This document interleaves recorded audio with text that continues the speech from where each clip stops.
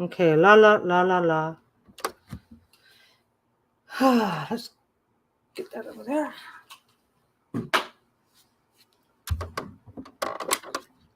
Hello, hello. I am. Lisa changed a bunch of stuff, so I'm double checking. Make sure you can hear me okay. Make sure I am showing up okay. Okay, I am here. Looks like I'm by myself waiting for people to show up, which is fine. I know I'm a couple minutes early. Get rid of my mouse. I'm a couple of minutes unprepared. Who is surprised?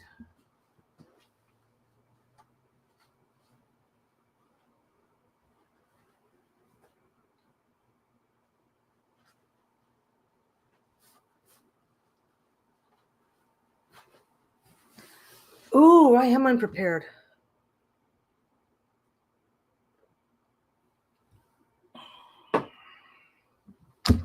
That's okay. I cut my fabric last night, and now I'm on to the boring part of this project. So I thought I'd turn my camera on. Okay, 1, 2, 3.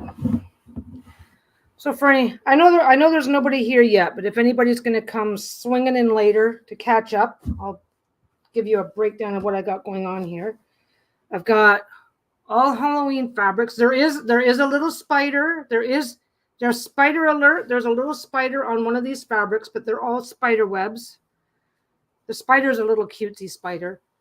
There's spider webs and let's see what I got going on here. Spider webs and darker fabrics. A couple of little pops of color. Okay. Because I'm gonna do, and I've got that because I'm doing that today. I'm not doing, where is it? There it is. I'm doing that. Come on. I got to learn how to, oh, that's why I'm focusing on the wrong camera. Okay. I'm doing that. Basically, I'm going to do that. I'm going to do a quilt, but the center design is going to be a coffin. And the coffin is, I haven't 100% decided yet. I did this up. I did this up to get the dimensions, to get some general dimensions, because I'm not gonna try and be too exact. I just want the idea of a coffin shape. So I wanted to get the idea of what kind of dimensions I need to work on, so I could do a rough calculation as to how much fabric I was going to need. So I've got this is about the equivalent of a 40-piece jelly roll, which is 40 2.5-inch strips, and each strip is with the fabric. But I've also got, because I want it to look like a coffin, I wanted wood strip. I wanted fabric that looked like wood strips, but the way that this particular fabric is cut, this fabric is doesn't go, this fabric, the design does not go with the fabric, it goes this way. So I cut 30-inch pieces. So now I have to sew them all, sew all of this together, end to end to end to end to infinity and beyond. And then I fold it back up on itself and do it all over again in the other direction. Then I fold it back up on itself, do it all over again in the other direction. And I just keep going. I'm just trying to figure out where to put this pile. So what I'm doing ideally is I'm going to go one of these and then one of these and just do it until everything's done. So I've got, it's a little bit more than a jelly roll, but hi, Linda. This is a little bit more. This is going to be, because these strips are, because of the way I had to cut these strips, I decided to be generous with myself, and so I've got a little bit more than a jelly roll. So I'm doing two things. I know you're the only one here. I'm just going over this anyway. So if anybody comes wandering in, they'll know what the hell I'm up to. If anybody comes wandering in later. So basically, I'm going to sew all this together end to end to end to end to end. And then when it's done, it's going to be strips and it will look like a, oh, hi, Kaz. Yeah, this is going to look like, this is going to be a coffin. It's going to be a coffin shape. And then I'm going to fill in it's going to be the coffin shape, right? Where is it? It's going to be the coffin shape. And then I'll fill in these triangles, probably right now, probably with a solid black. I haven't decided yet. I haven't decided exactly what I'm going to fill in the corners with yet, but I'm going to fill that in and then finish it up into a probably something. I don't want it to be kid size. I want it to be a little bit bigger than that. So it's probably going to be closing in on about a twin size. So big enough for like a twin size bed. So, oops, and I'm going to make these a little closer. Oh, I don't want that. I'll do that. So that's what I'm doing. It's going to look super cool. And just so you guys know, it's going to be, I'm giving it away. Now I'm not giving it away on this. I'm not giving it away on this channel. So what I've done, I'm not giving it away on this channel. It's probably, I haven't checked with Lisa yet. I don't know if she's doing it for her membership or if she's doing it or if she wants to give it away as for her main channel. But so this just goes. So I sewed, basically I'm going to do one from this pile, which I've kind of already shuffled. I took the time to rearrange them so that I've got I don't want to have the same, I don't want to be picking out the same one in a row, the same two in a row. So I kind of shuffled that up. So I'm going to do one of these strips and then one of these strips and then one of these strips and then one of these strips. These are going to be every other because it's a wood look. Here's one. Like, this is really obviously a wood pattern. So as a wood pattern, it's going to make it look like a wooden top. This is the pattern that I've worked up so far. So I double checked all the dimensions. So once I get all this sewn up, then once I get all of this sewn up, then as long as I've sewn it up properly, I'll be able to go lengthwise up and down and then do the edges. And yeah, so I'll have the coffin shape and then I just simply add triangles at each corner to bring it out to the size that I want. And then finish it, put a backing on it. I'm going to be using, so this is really simple. It really is. You just pretty sides together. Pretty sides together and just start sewing a chain. I was going to do them beveled, but you would not attach wood as a bevel. So it's like, let's just not do that. Like I said, for the arachnophobics among you, there's spider webs everywhere, but only one piece. Close your eyes if you're arachnophobic. One piece that's the spiders on the one piece. Nothing else actually. There's spider webs, but nothing else actually has a spider on it. We also got black cats. So anyway, I decided to turn the camera on. This is kind of. Wait a second. What am I doing here? Nope. Okay. I have to figure this one out. I need a bucket. Be right back.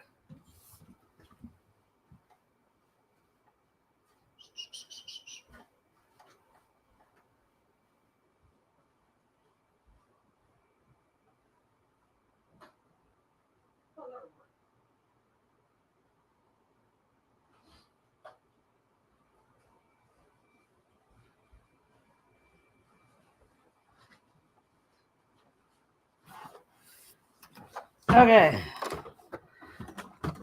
I just grabbed a laundry basket because as you get going, I'm going to be having like 2,000 inches of fabric. So basically, one piece here, one piece of wood, one piece of that, one piece of wood. So what am I doing? I didn't set my camera up very well today. There we go. Let's put that. Let's point that over there. Ignore the mess in the back. God knows there's always a mess in the back. You guys should be used to that by now. Actually, it's not too bad. So yeah, so the pattern, okay. What I'm doing, just so you guys know up front. Okay, so this here, right? When this is done, this is going to be like a rectangle, and then I'm cutting off those corners. So that is going to be like a lot of waste, but we're closing up onto Halloween, and I'm probably going to I'll take these corners and I'll sew them together, and I'll probably make a pillow or a trick or treat bag. I will be making other stuff with the leftovers. So if you've decided that you would interested in following along from home, just keep in mind that I am not scaling it as I go. I'm doing it this is actually quicker, so I'm opting for lazy. What I also did was I intentionally did not iron this. I did not iron this. I made it intentional. Which one is that? I intentionally did not iron because ideally it's going to be a little wonky throughout, which for this particular type of, for what I'm trying to accomplish here, will actually it'll look good on this type of a thing. So get up there. I'm going to be ignoring the need for excessive amounts of precision. Something else that you can do too. I'm going to be doing it when I hit the orange. Where's the orange? Okay, there it is. Come on, get out of there. But yeah, that's about it for the tutorial, because this is probably all I'm doing today is this over here. Come on. I sat down, I got everything going, and then I decided to not quite be ready to go and then turn the camera on. So, but yeah, one of each. This is also like fabric from this is fabric from my stash. So life got easy there. But yeah, this is gonna be a giveaway. Unless I have grossly underestimated how much fabric I have here, there's only going to be the one, but there might be like, I don't know. Who the hell knows with me, right? It's over there. Anyway, so how you guys today?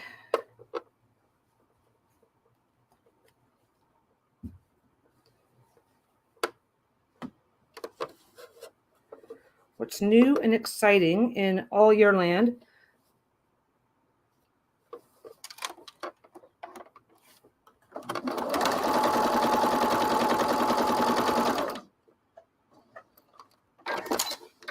Hey, Tammy. So yeah, so once this is done, let me just give you an idea of what's about to happen. Because like I said, today is all about just connecting I'm going to connect these together, and if I have vacation fun, I'm going to connect all these together, and then if I have time, I will continue. I will do as much as I can get done. Come on. Okay. So once these are done, what you do is you take that one and that one, you find your two ends, right? And then you put them together, and then you just sew them, start sewing them together this way, right? Go all the way down to the end. When you get to the end, you cut it, fold it in half again, and then you just keep going until it's I have 33 strips that are width of fabric, and I have 30 strips that are 30 inches long. That was just because these pieces that look like wood. Oh, that reminds me. In order to keep things from doubling up, come on, get in there, you. Of everything that's patterned, I have 3 each. And I wanted to start. So every other, I'm gonna have 3 leftover pieces, I think, but it's not gonna matter.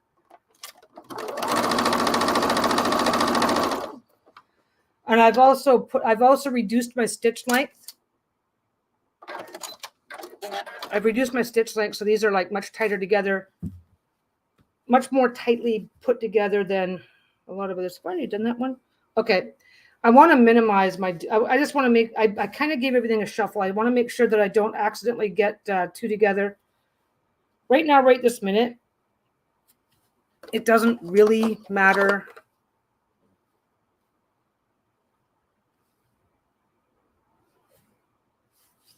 Right now, right this minute, it doesn't really matter the order as long as I'm not doing two at the same, as long as I'm not putting two identical ones together, but it'll be a thing. So I'm going to have to wait till I'm done. I'll wait till I'm done. And then I will decide whether it's going to go lengthwise or widthwise, just depending on how it looks. Because this is a FAFO. Pardon me. This is a FAFO project, so I can make up my mind as I go along. Ugh. I wonder. I'm going to put that over there. Basically, my dogs love nothing more than to sleep on my stuff. So I'm having everything drop into a laundry basket down here, but so that they can't get to it. But we'll see. So I kind of, if things kind of wander a little off center or a little whatever, I'm not too concerned.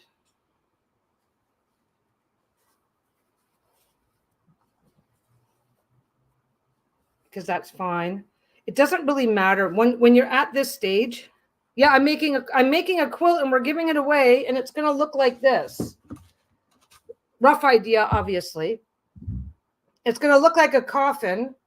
So this is the coffin that I'm making the coffin lid now. And Lisa's doing a giveaway on it. Lisa's going to give it away. I'm not sure she's doing it just for the membership or if she's going to do it for the channel. I wanted to do it for the whole channel. We haven't done anything for the whole channel in a while, so that's probably what's going to end up happening. But anyway,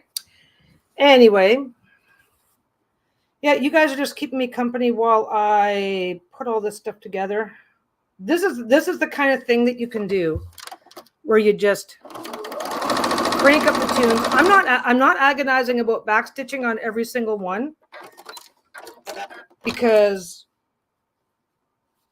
I'm kind of hoping that it gets a bit of wonkiness to it, because that, the whole spooky idea behind a coffin lid is that they are a little wonky. So I'm just letting it do what it wants to do.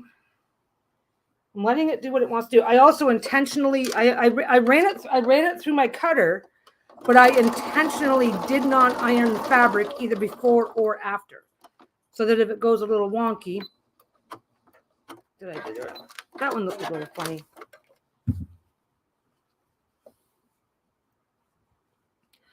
Ooh, glow-in-the-dark spiders for a witch's tea party. Now that sounds like fun. I had some glow-in-the-dark fabric, but what the heck is going on? I am like getting super sweaty back here. I know the iron's not on. I'm going to have to get up in a minute and go find out what's going on with my airflow here. Oh, that's why that fan's not. I have a fan and it's not on. Our air conditioner died, so we don't have an air conditioner right now. It's not that bad in here. It's not bad at all, really. But when you abruptly lose your air conditioning, you need a few days to adjust. So, but yeah. So these fabrics are going to be this is all going to make up the coffin. So it's going to be fairly dark. It's going to be fairly dark, but this is going to give it a wood look as well. So yeah, give me 2 seconds. I got another fan that I need to turn on. If you don't want your fabric to, if nothing is heavy and you don't want your fabric to go anywhere, just drop that on it. It'll be enough pressure to hold it in place. Okay, that one's on. That's the one I want.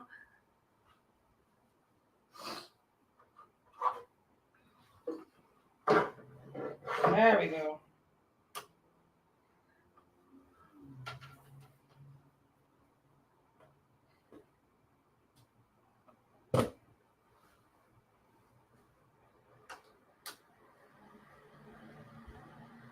then while I'm up, I'm going to pee.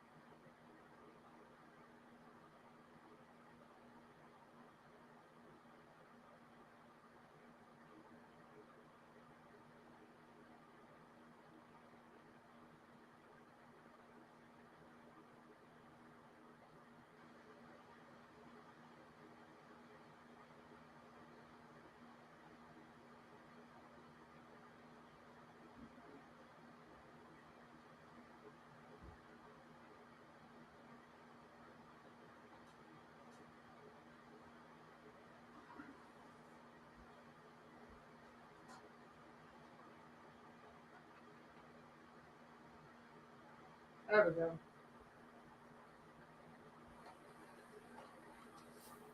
I'm back. My glove back out of my pocket so I can put it back on. Okay. Anyway, oh, and I'm using for this quilt. I don't know. I've shown you guys my quilting stuff before. I usually use a heavier batting for the quilt, but this time I'm going to be using. Oh, that's not. Ah, there it is. Here it is.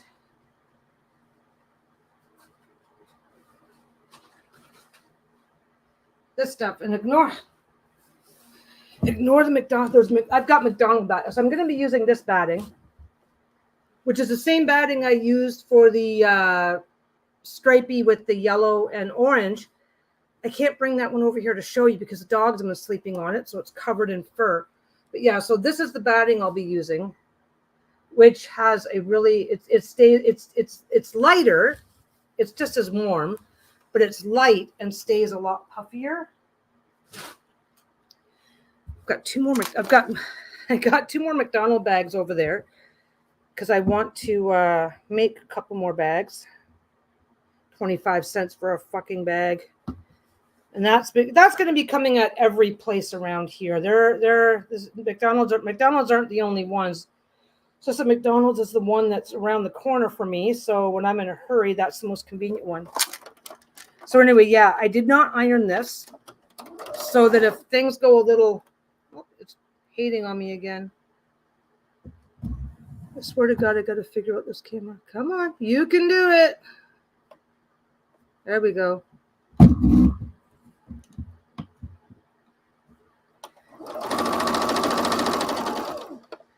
McDonald's isn't the only one charging for bags, so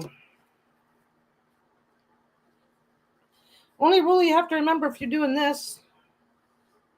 No, that one. It's a different pile. I don't know. I don't care. The only rule that you have to remember to do this is that the pretty sides go together. And let me tell you that I have fucked that up. It's really easy to fuck that up if you're in a hurry, if you're distracted. But if you fuck it up, just cut it here and keep going. You're only going to lose. Cut it here, flip it over, keep going, because you're only going to lose a half inch on 2,000 fucking inches. Okay, spider alert. Here comes the first one. No, that's not the one I want. It's okay if I fuck that up too. If it's okay, it's okay if I screw up and do a few together that are the same.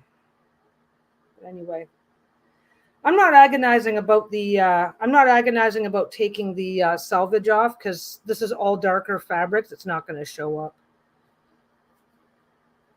If I were working with lighter fabrics, I would have taken the time to come back and trim all those selvages off.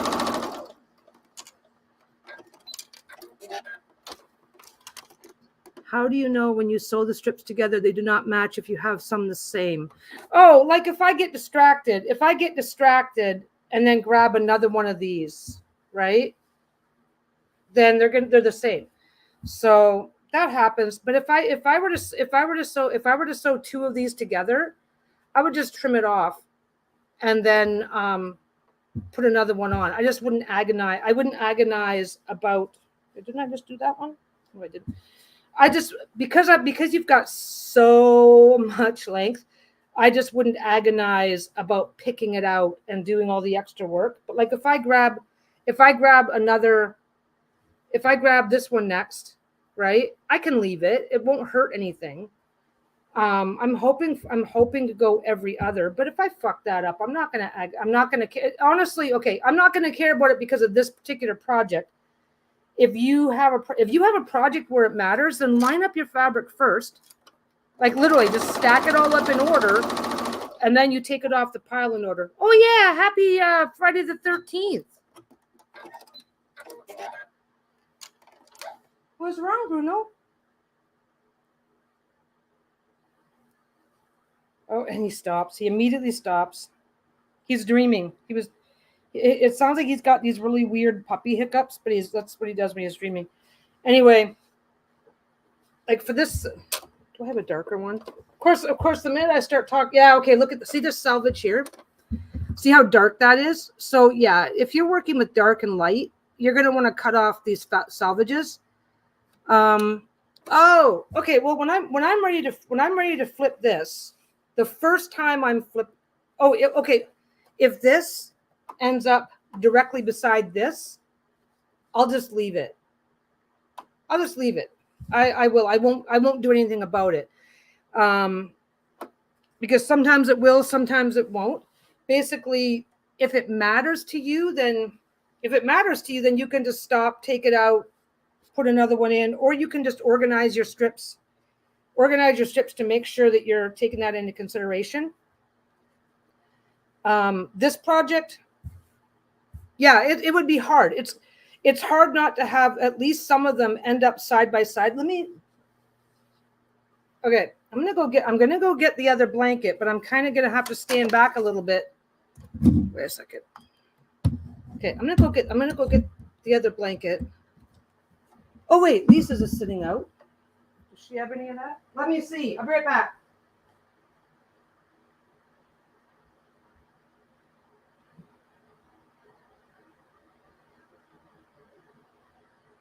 That one doesn't have any. Yeah. Okay, here we go.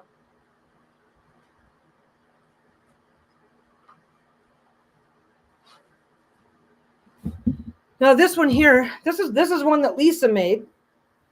And right here, these two are the exact same. That one's in this row, that one's in this row. So it does, now for this one here, this was a scrap project. So like this yellow piece, these aren't very long pieces. But yeah, you might have where this piece goes to here, and then this piece starts here and then keeps going. It happens. And if you look around on the interwebs, you will find projects where that's exactly what's going on. And my other blanket doesn't do it because of the way I put together the stripes, because I have wide and narrow.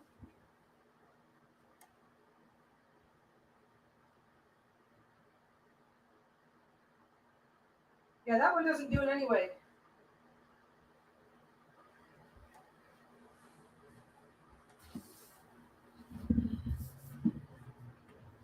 Yeah, I will say, okay, you can kind of do your mental math and organize it.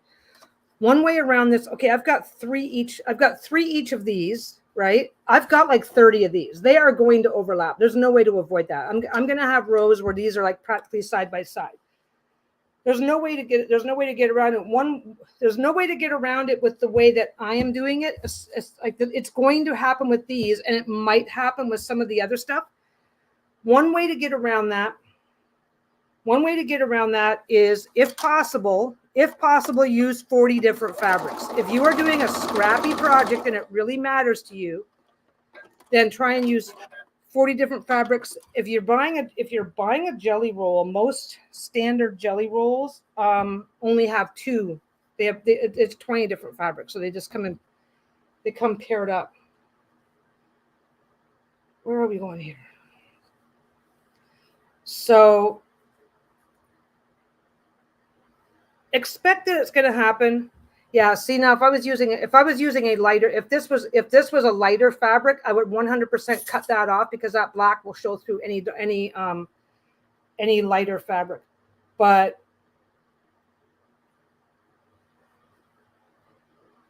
I could have, if I had chosen to be really anal about it, had 40 different fabrics that's because I've got a pile, right? But just don't forget, when you go to the fabric shop, you are buying your fabrics.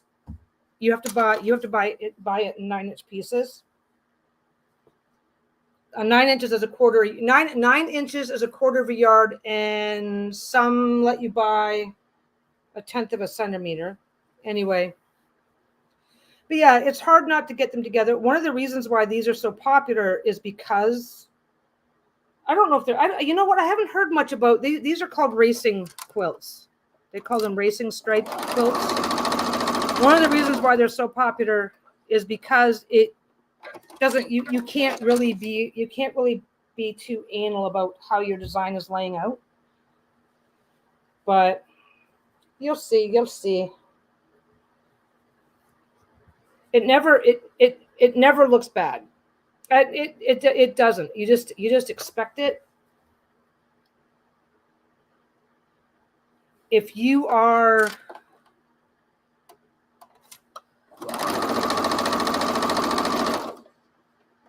I will say it doesn't I don't know now. Okay, I'm thinking about it, so now I'm like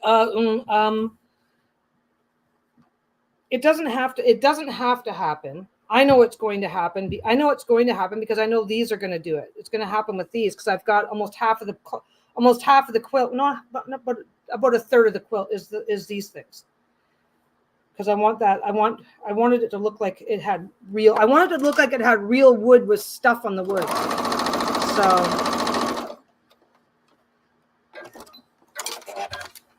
and again, I've got a laundry basket. It's awkward, but I've got a laundry basket down here. It also helps because then you can't accidentally kick your stuff into a corner or do whatever either, which can really tangle this stuff up. Come on. I just smacked my head on my machine. That was awesome. My garbage. There we go. Come on over here. My garbage pail fell over. Okay. I might get further along in this than I thought. This is the pain in the ass part. The funny thing is, like the first strip, you're taking this entire strip and sewing it all together. So that takes a while. You're like, is this never going to end? Then the second one, when you fold it, is half as long. Then it's half, then it's half.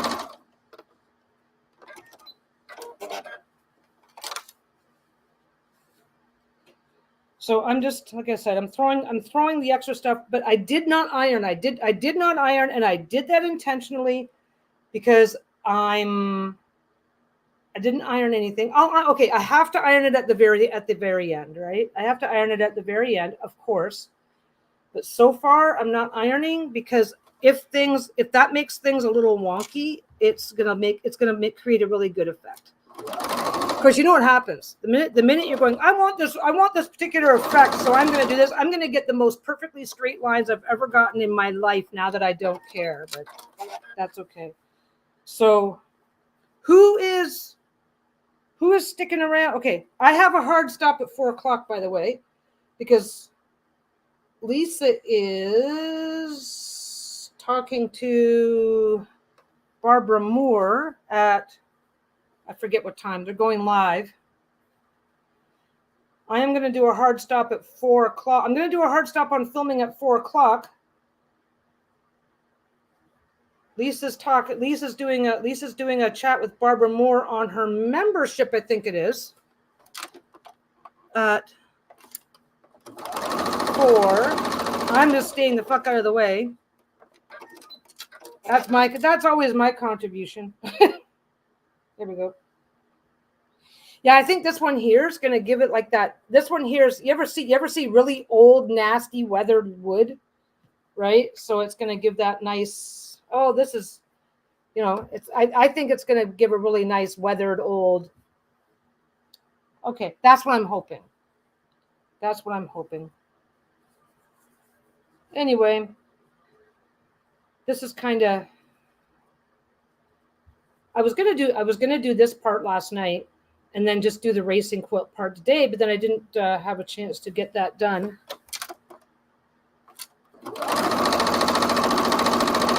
Speaking of creepy stuff, has anybody seen the new Beetlejuice movie yet? We're going to see it tomorrow with our son. So that's going to be fun.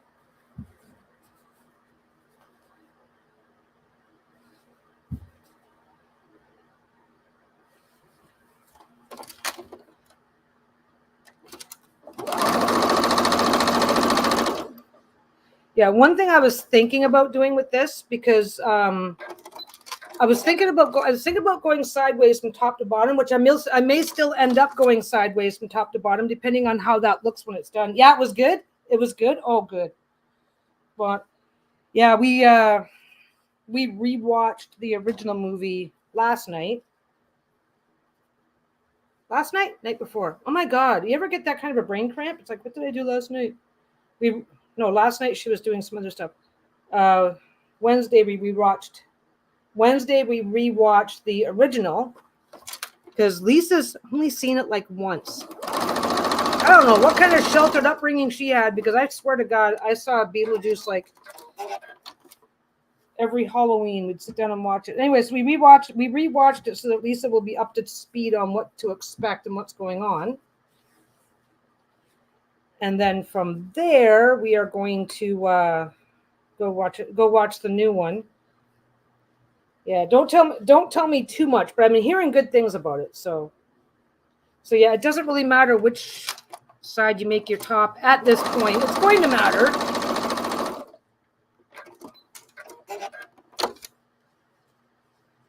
La la la la la la. Oh shoot! Oh, that's okay. I gotta do that later anyway. Don't worry, I didn't screw up anything.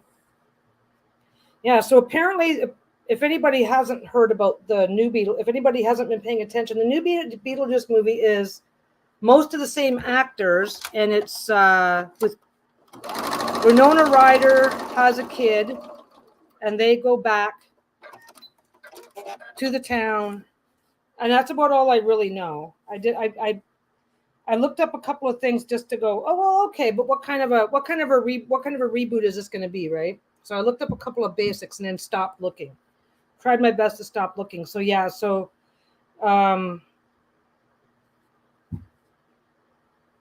most of the same people playing the same characters 30 years later. Saw a couple of trailers. Trailers look good. Trailers look really good.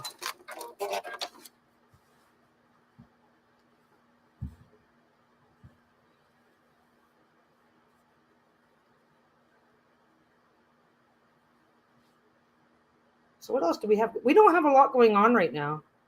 We really don't. Waiting. The deck has shipped. Unicorn's Dragon.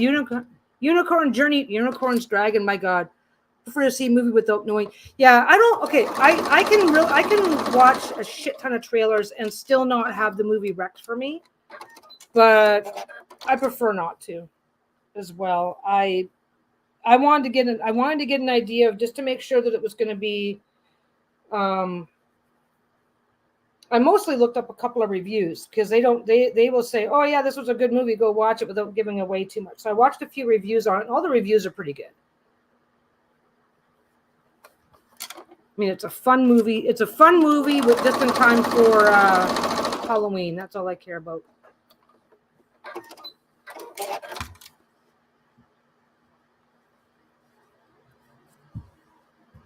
But yeah, so Unicorn Journey is on its way. It's been shipped. Lisa has the tracking numbers. Just so you guys are in the loop, though, that these are not shipped by FedEx Air in 2 days. It's going to take 2 or 3 weeks to get there. Then once it gets there, then it gets shipped out from the fulfillment center. So decks are coming in time for Halloween, though, for sure. Well, hopefully decks will start showing up at people's houses by the end of this. No, wait, this is the 13th. Yeah, with a little bit of luck. with a little bit of luck, ducks are going to start showing up at people's houses by the end of the first week of October. But then Sassy Dragon. Sassy Dragon is pretty much done. Everything's done. Just got to get the Kickstarter going, get the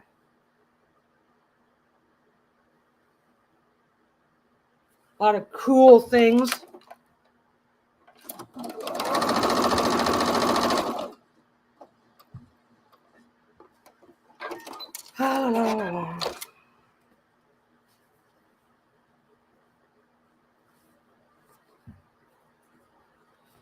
Man, this isn't bad. This isn't bad. If it's a scary movie, I have to spoil it for myself to see if I can handle it. Well, apparently it's about as scary. In terms of scary, it's about as scary as the original Beetlejuice was. At least that's what the reviews are saying.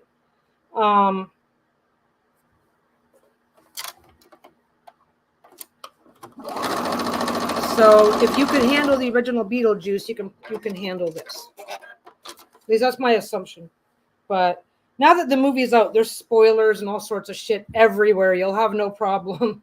You'll have no problem getting all the information that you need. But so far, it looks good. I want to see it. It's funny because I don't like, you know what? I don't mind scary movies, but a lot of times scary and gory they come hand in hand. And I'm not a big fan of gore.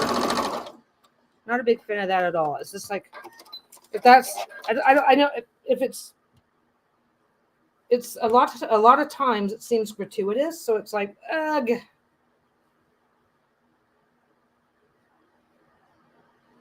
La la la la la la la la la la.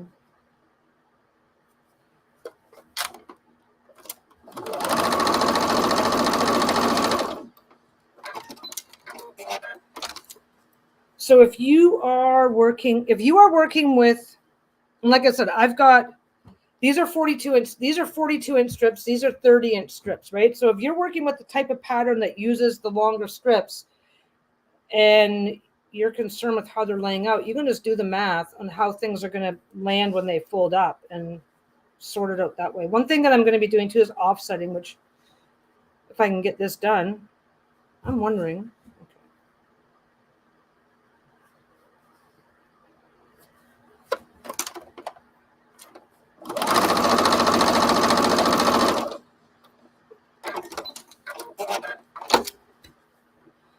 Do do do do do do do do do do.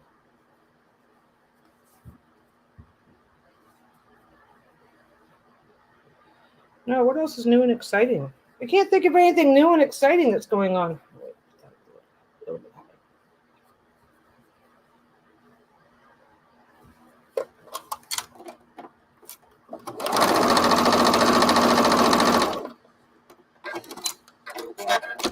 One thing you can do, I don't know if you can see that where the sew line is. One thing you can do if you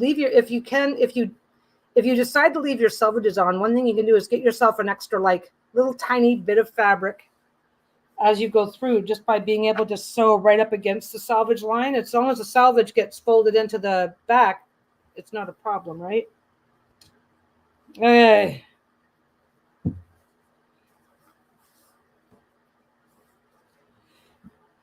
La la la la la la la la. Come on.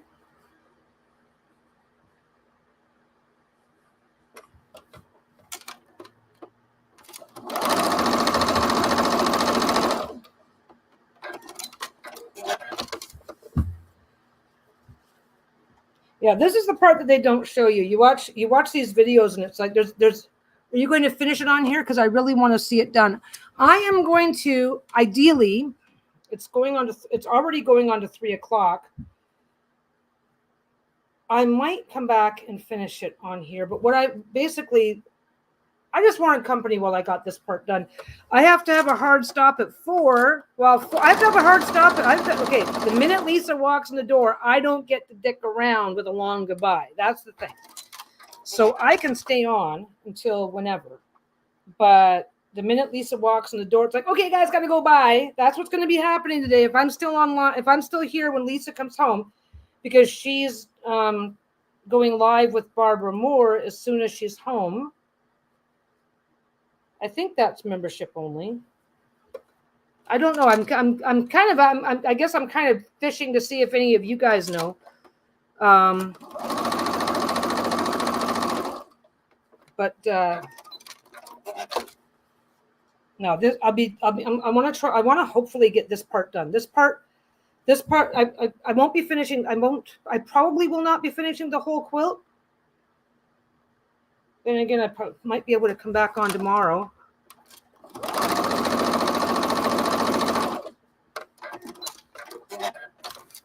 By the way, if you're going to ignore your selvage, this is why I keep taking so long. If you're going to ignore your selvage, this is actually selvage here. And you can tell because even though it doesn't look like it, come on, even though it doesn't look like it, when you get in close, you can see dots. Yeah, you can see the dots. Those dots are where it was clamped as part of the manufacturing process, right? But the thing is that if you try to go right to the end and leave those dots visible, oh, I'll be taking pictures for sure, Linda, because this is getting, I'm giving this away. This is going to be a giveaway. So it's going to be a giveaway. So it's definitely going to have pictures. I just haven't double checked with Lisa to see how she wants to do that. Cause I'm giving it to her to give away. But, no, the dots are visible here too. So even though the selvage here is tiny, watch out for those dots because those dots, if I put a pin through this and leave a dot, next time I wash it, the dot will go away. But these are bigger, more aggressive as part of the manufacturing process. They don't go away. They will stay visible forever in your project. So if you're going to ignore your selvage, then make sure that if you're going to leave your selvage on like I'm doing, then make sure you're checking those dots and being aware of not sewing them so that they'll be visible. Well, I haven't got too much left to go. We'll see. That's my problem is I keep stopping to talk. But yeah, some fabrics, the selvage, the edge, the outside edge still has pattern. The fabric pattern is still there. What's going on? Oh, okay. My little tail got caught and made everything go like that. So I thought for a second there that I had ran out of bobbin or something. So yeah, just keep an eye on your selvage. Like I said, if you're not gonna go through and cut it all off, then just keep an eye on it to make sure you're not sewing those holes into your work. Because those holes do not close. Unless you're doing something where it's like, oh wait, I'm not gonna care. And there's people that do that on purpose. So depends on what you're making, right?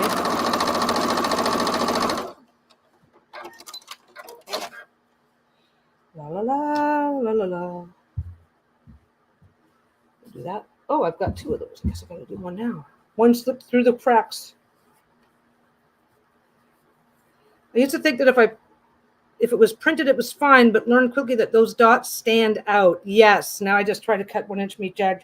Exactly. Like the dots, like I said, if you put a pin in a piece of fabric, and this is where a lot of people that are new to sewing make that mistake. They're like, well, when I put a pin in, it leaves a dot. And then as soon as I wash it, the dot goes away. It's like, it's a small pin, right? But these are different. They're different. They're bigger. They're more aggressive because it's part of the manufacturing process.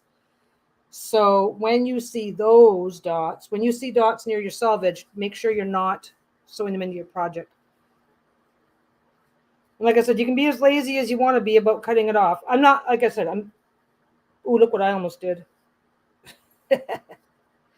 Pretty sides go together. Be as lazy as you want to be, but just be aware, right? Mind you, a project like this, because I want it to be a little wonky, I want it to turn out a little wonky and messy. Because, you know, it fits the theme of what I'm trying to go for. So I guess I could have left the dots in, but I don't want it. Oh, yeah. See, look what I just did. I got distracted, sewed two of these together. I'm going to leave it. It won't kill anything. If I change my mind, actually, I think I've got 3 more pieces, 2 or 3 more pieces of, if I change my mind, I can just go in, I could just reach down, cut it, and add a piece into the middle, so it's not going to hurt anything.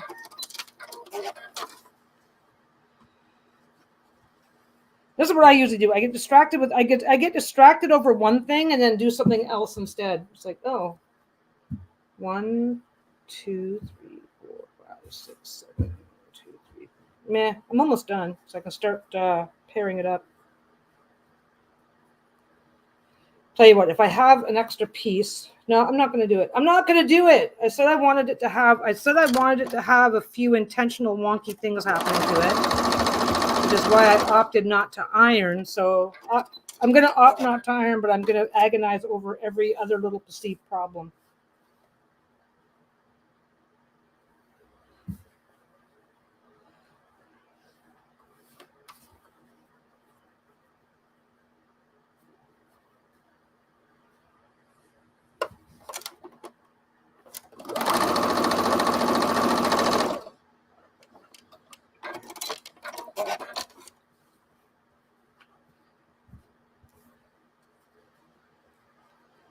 Oh, there it is.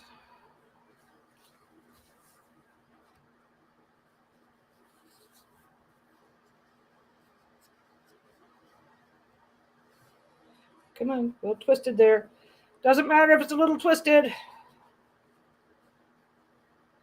The first couple of lengths of this, you're working with so much length that it feels like a huge pain in the butt.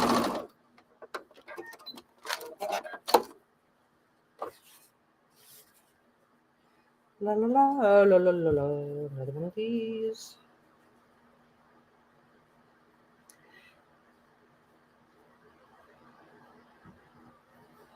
That one's really obvious with the dots, but it's really obvious to me with the dots because of the lighting that I'm dealing with. But I think if I bring it to the camera, it won't be obvious to you. Yeah, see those dots?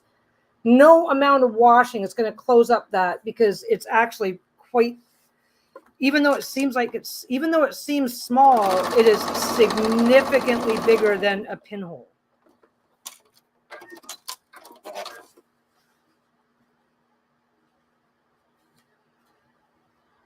Okay.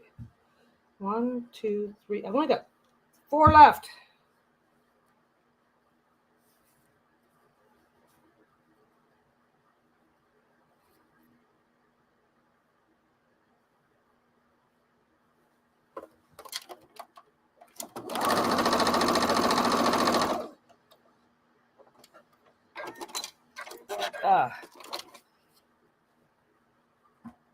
Of course, now I have to, I don't know if I'm going to sneeze or not, but I'll be right back.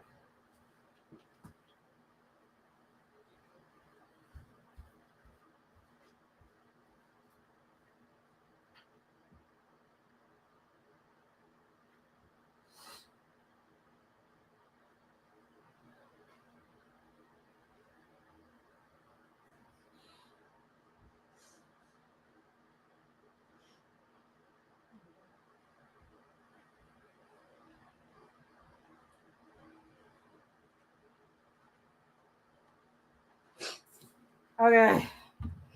Hopefully I won't sneeze. When you sneeze like I do, the first rule is, if you feel a sneeze coming on, get up and move away from things that you can't, because I can't wash this till I'm done with it, right? It's like, Sneezing is messy at the best of times. So if I feel a sneeze coming on, I will get up and get away from the sewing area.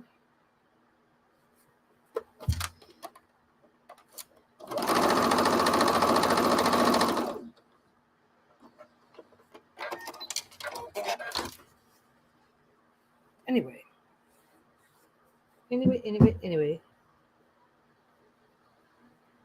There was something else I wanted to say. Can't think of it. Sassy Dragon's pretty much done, so that's fun. Unicorn Dragon, Unicorn Tarot, Unicorn's Journey. My God, I'm not gonna.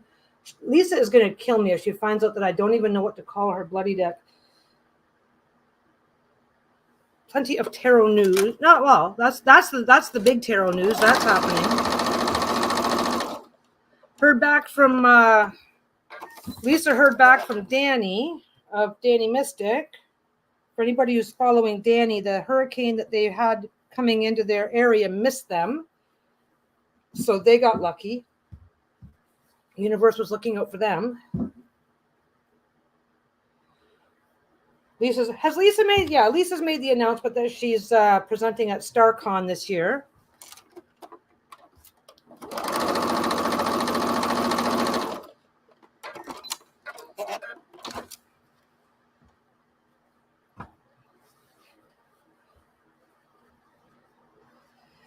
La la la la la la.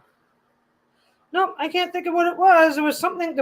Okay, it's anything that I announce is never anything. It's not usually anything big or earth shattering. So whatever it was that I wanted to mention probably isn't that big of a deal. So don't anybody worry that they're missing out on something. We know that's not happening. But there was something. Oh, I should mention that next time I go live. Can't for the life of me remember what it is. That's okay. Perfect. My little fuck up actually fixed a problem that I was having. I think. Let's find out.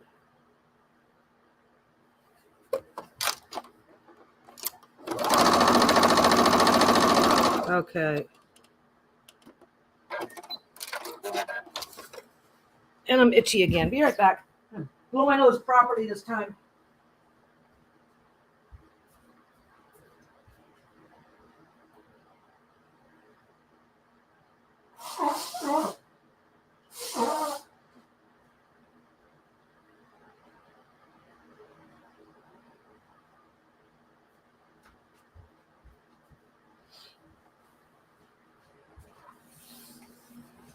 Sometimes it's easier if I just let the sneeze happen and then deal with it. Anyway. Okay, I've got 2 pieces left.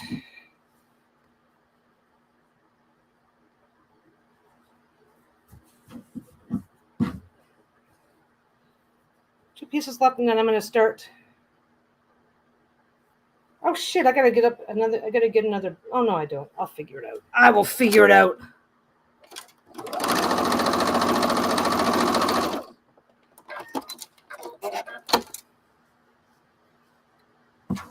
This is usually where I end up making a mistake because I'm almost done. This is the last one. Last one. This is usually where I end up like sewing them together like that or something, or doing something fucked up. It's like, well, I'm almost done, so it's fine.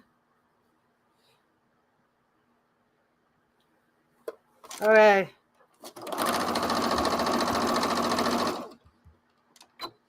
I'll put a little tiny back stitch in that one. Okay. I've got this piece. I've got that end, right? Now I've got to go. Now I've got to get in here. Look at that. There's what I've got now. There, the light did adjust. I was going to say, it's not very well lit, but this is what I've got. Now I have to get down here. That's my end right. I've got my end right there, right? It's right there. Okay. So now I've got to carefully. One of the reasons why you want to just drop it into something that's a little bigger than what you think you need. Because now, come on. There's got to be a better way to do this than what I'm doing now, but I've got to find the other end. I've got to get the other end out. See, this is the thing. They show you this. They show you this part on sewing videos. They don't show you this part. They say, take 40 pieces or 400 or whatever the fuck you're going to do with it. Sew them all together. But they only show you, when they don't show you this, oh my God, I'm ready to just, they don't show you this part. Okay. Yep, my arm is starting to burn off. Okay. I'm almost to the end. Don't give in. Do not give in to the urge. There's an urge to go, I think I can see it. You want this stuff loosely looped. There's the other end. Okay. So you put the ends there. Carefully, one hand under, one hand over, grab your ends. Carefully drop that back in loosely. Do not pack it in. Do not pack it in. Do not pick up that little, use your toes and pick up that little piece of fabric that's been knocked around. You ever do that? Monkey toes? I swear to God, monkey toes is a sewer's best friend. If you can pick something up with your feet. Okay, so you can, right now, you can decide whether you want this on the left or the right. It really won't matter. And then I'm going to switch feet. I have a 1/4 inch foot that I'm going to switch over to. Just because, come on, get in there. I have a 1/4 inch foot that I'm going to switch over to because I just want to be able to line this up better.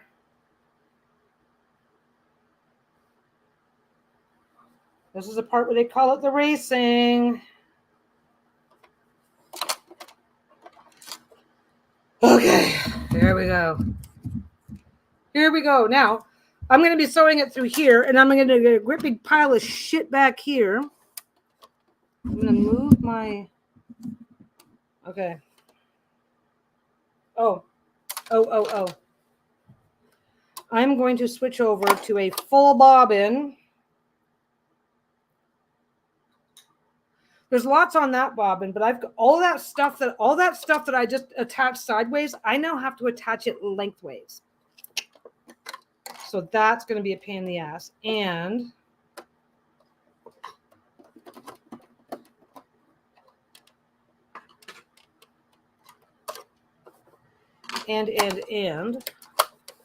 I am going to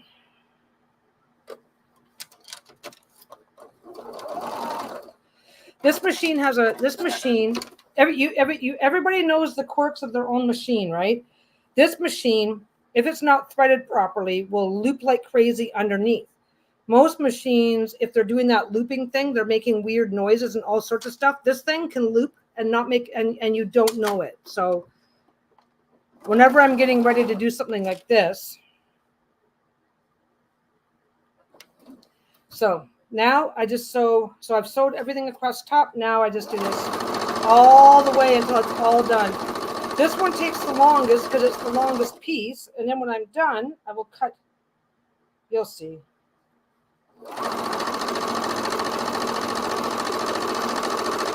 These can be surprisingly easy because you don't have to get here. You just have to be back here. And like I said, I'm committing to, if it goes a little wonky, that I'm okay with it because it will act, because of the nature of the design that's all Halloween-y. Because it's a coffin lid Halloween themed thing, if it's a little wonky, it will actually make it better. So yeah, look, these two are already going to do that. These two are going to meet, and they're going to meet for, I don't know how far. Well, one nice thing is, because this is 30 inches and that's 42 inches, they're automatically offset. So they're not going to, there's no chance of them meeting. There's no chance of them meeting at the seams, at least not consistently. There might be a couple of similar seams, but.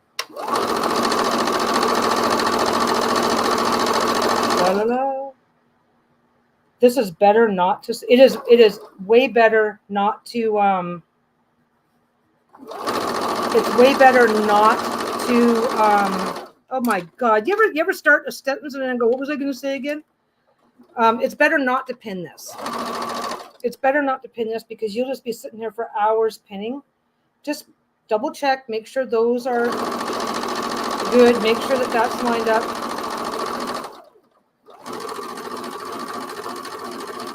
I'll tell you right now, this is so much easier. Yeah, see, it's already switched to a different one, right? So it's, these two are only going to double up for about 14, 15 inches before they're separating again. I'm not really too concerned about which way the seam allowance is pointing. I'm really not. I folded that one just because I could.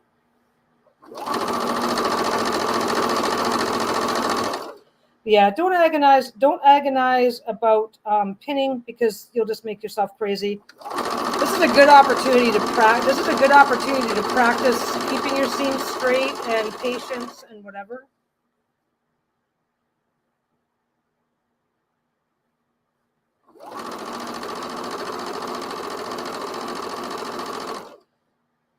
And again, just a reminder, I'm not following any particular thing. I'm not going to start doing some weird tapering thing as I get closer to the end. I'm going to do this as a big ass rectangle and then cut it into shape as I go, because I'll be using the leftovers for other projects.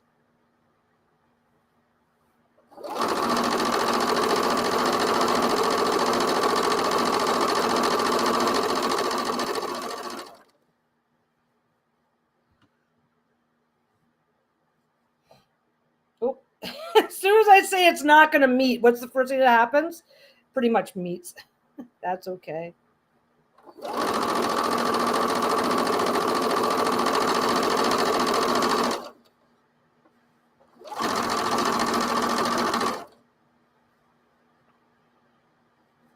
I'm still keeping to that narrower stitch length, just because I don't want things to get messed up.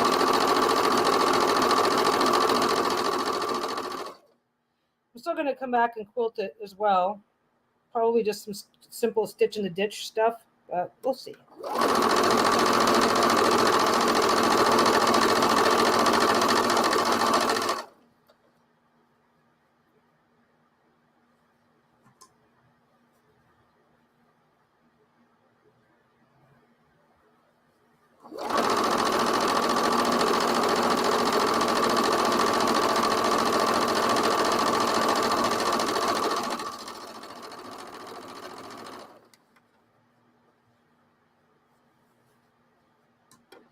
You see, now we got that happening.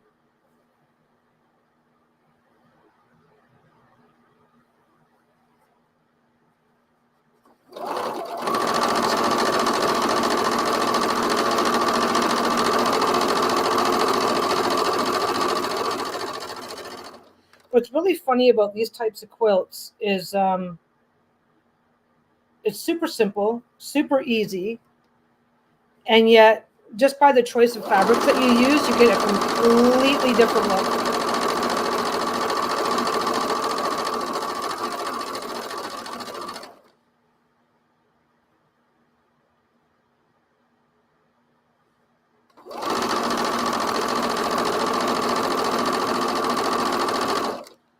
Oh, that's right.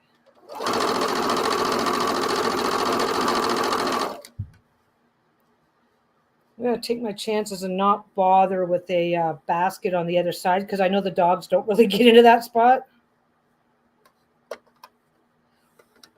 I don't mind if a little bit of dog hair gets on stuff, like if something reaches the floor and whatever, but you definitely don't want to deal with something after Bruno's decided to take a nap on it.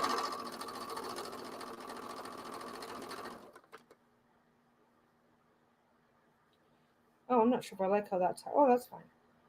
These are pretty close together. The stripies they're coming up pretty close together, so I might just do a little offset on the next round.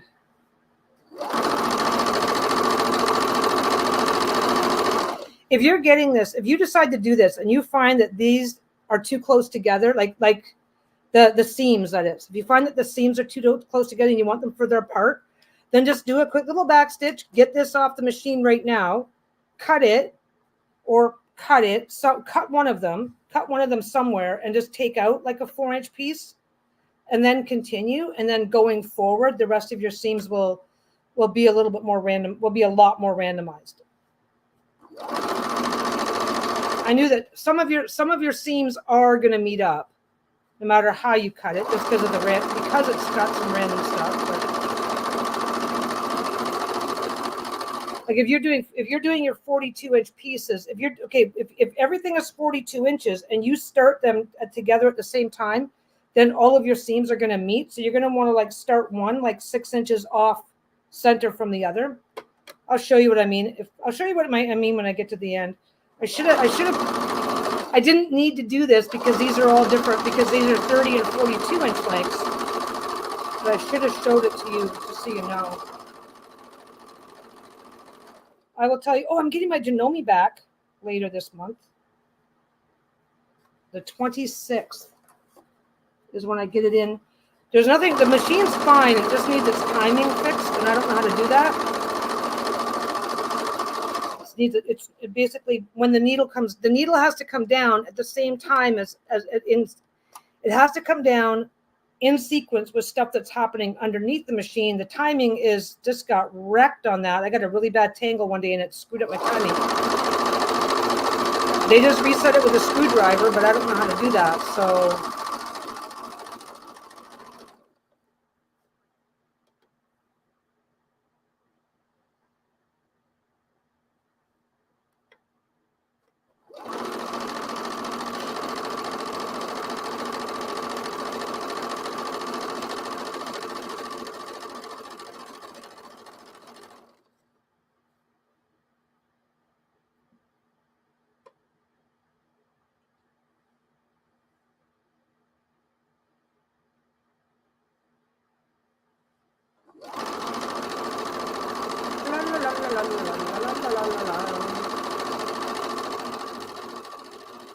this is the part where you put your headphones on and just check out of life. Yeah, it's doing it too much.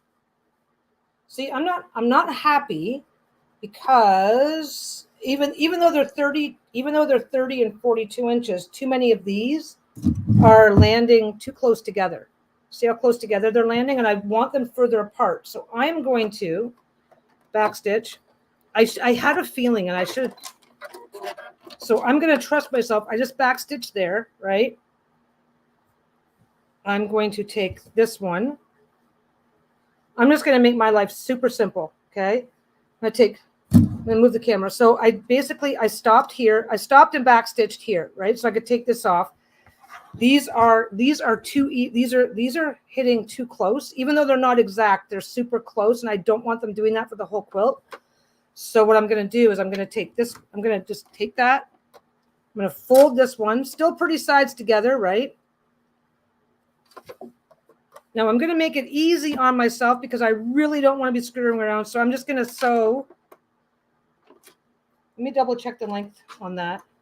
I'm just going to take out about 6 inches. 6 inches is 3 inches on either side. So we're just going to go here a little bit more. There you go. It's over 3 inches. It's over, okay.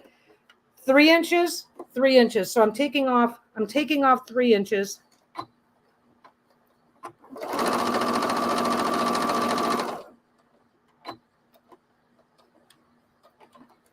You can cut first and sew this back together if that's what works for you. I find this works easier because I find that fold it, sew it, then trim it. If you're doing this while you're partway into a project, I don't care if those look the same. Nobody's going to notice that. Just trust me when I say nobody's going to notice that. The other thing that I could have done was done it from here and take off 3 inches on this side and 3 inches on that side. It doesn't really matter where you take it from. And then just go back to where you were. Continue on. There we go. So you can take your 6 inch piece out either partway through, right at the seam, whatever makes sense.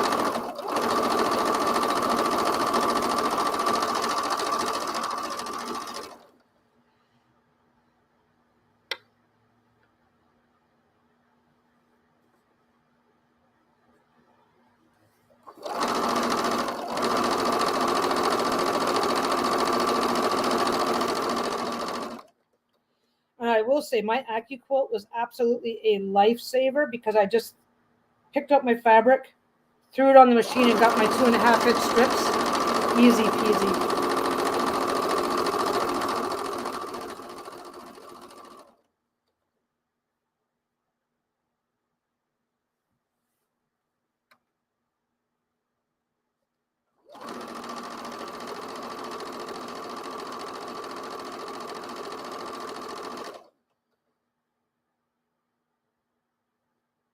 This is where it gets boring. This is the boring part.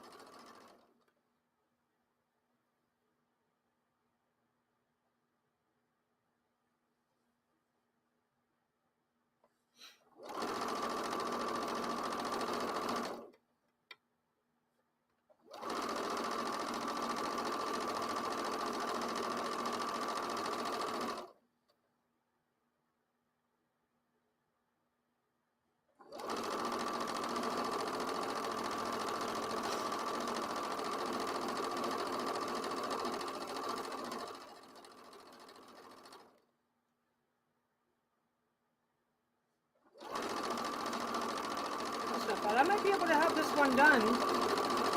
This is the longest one. This is the one that takes the most time. Each one takes each fold takes half as much time to sew as the one before it. If I can get this one finished in, say, the next 10 to 15 minutes, that's assuming that I don't stop the chat every 5 seconds, but if I can get this one done in the next 10 to 15 minutes, and I'll have this section done pretty quick.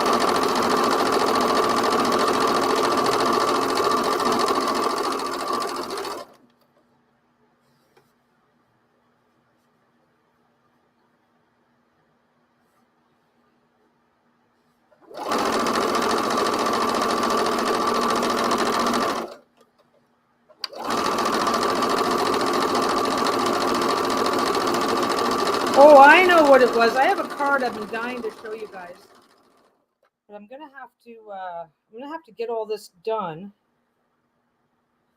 If I stop, just remind, if I don't find time for it today, remind me next time I'm live that I have a card I've been dying to show you guys. One of the Sassy Dragons cards. I'm very, very proud of it. Okay, it's not. It's one of those asshole cards, and I'm very proud of it.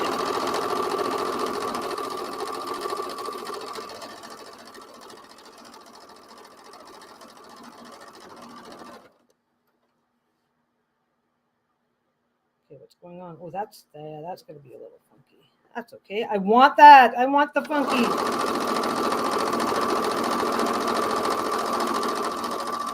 La la la la.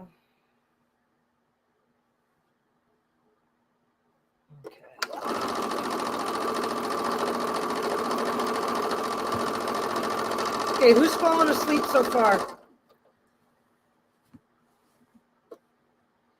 It's very soothing and relaxing. You just straight sew. Sometimes it's a little too relaxing.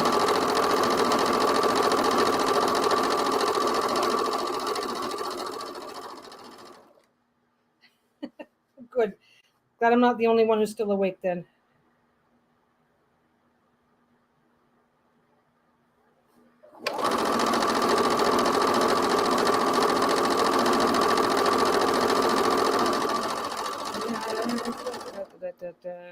So, God, there's a lot left to go.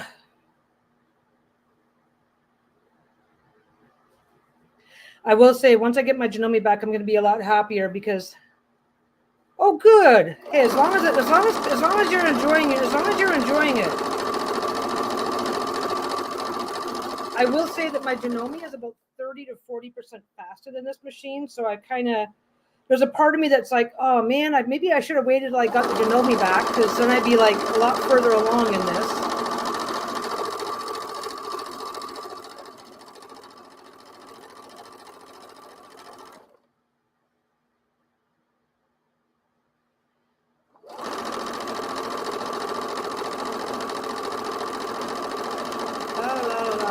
Of course, having the stitches closer together too. Having the stitches a little bit closer together means that it's taking the same amount of time to make. Also lying down, so we're going to hear Gail snoring in a bit. Doing the slightly closer together stitching is also, maybe I can do further apart though.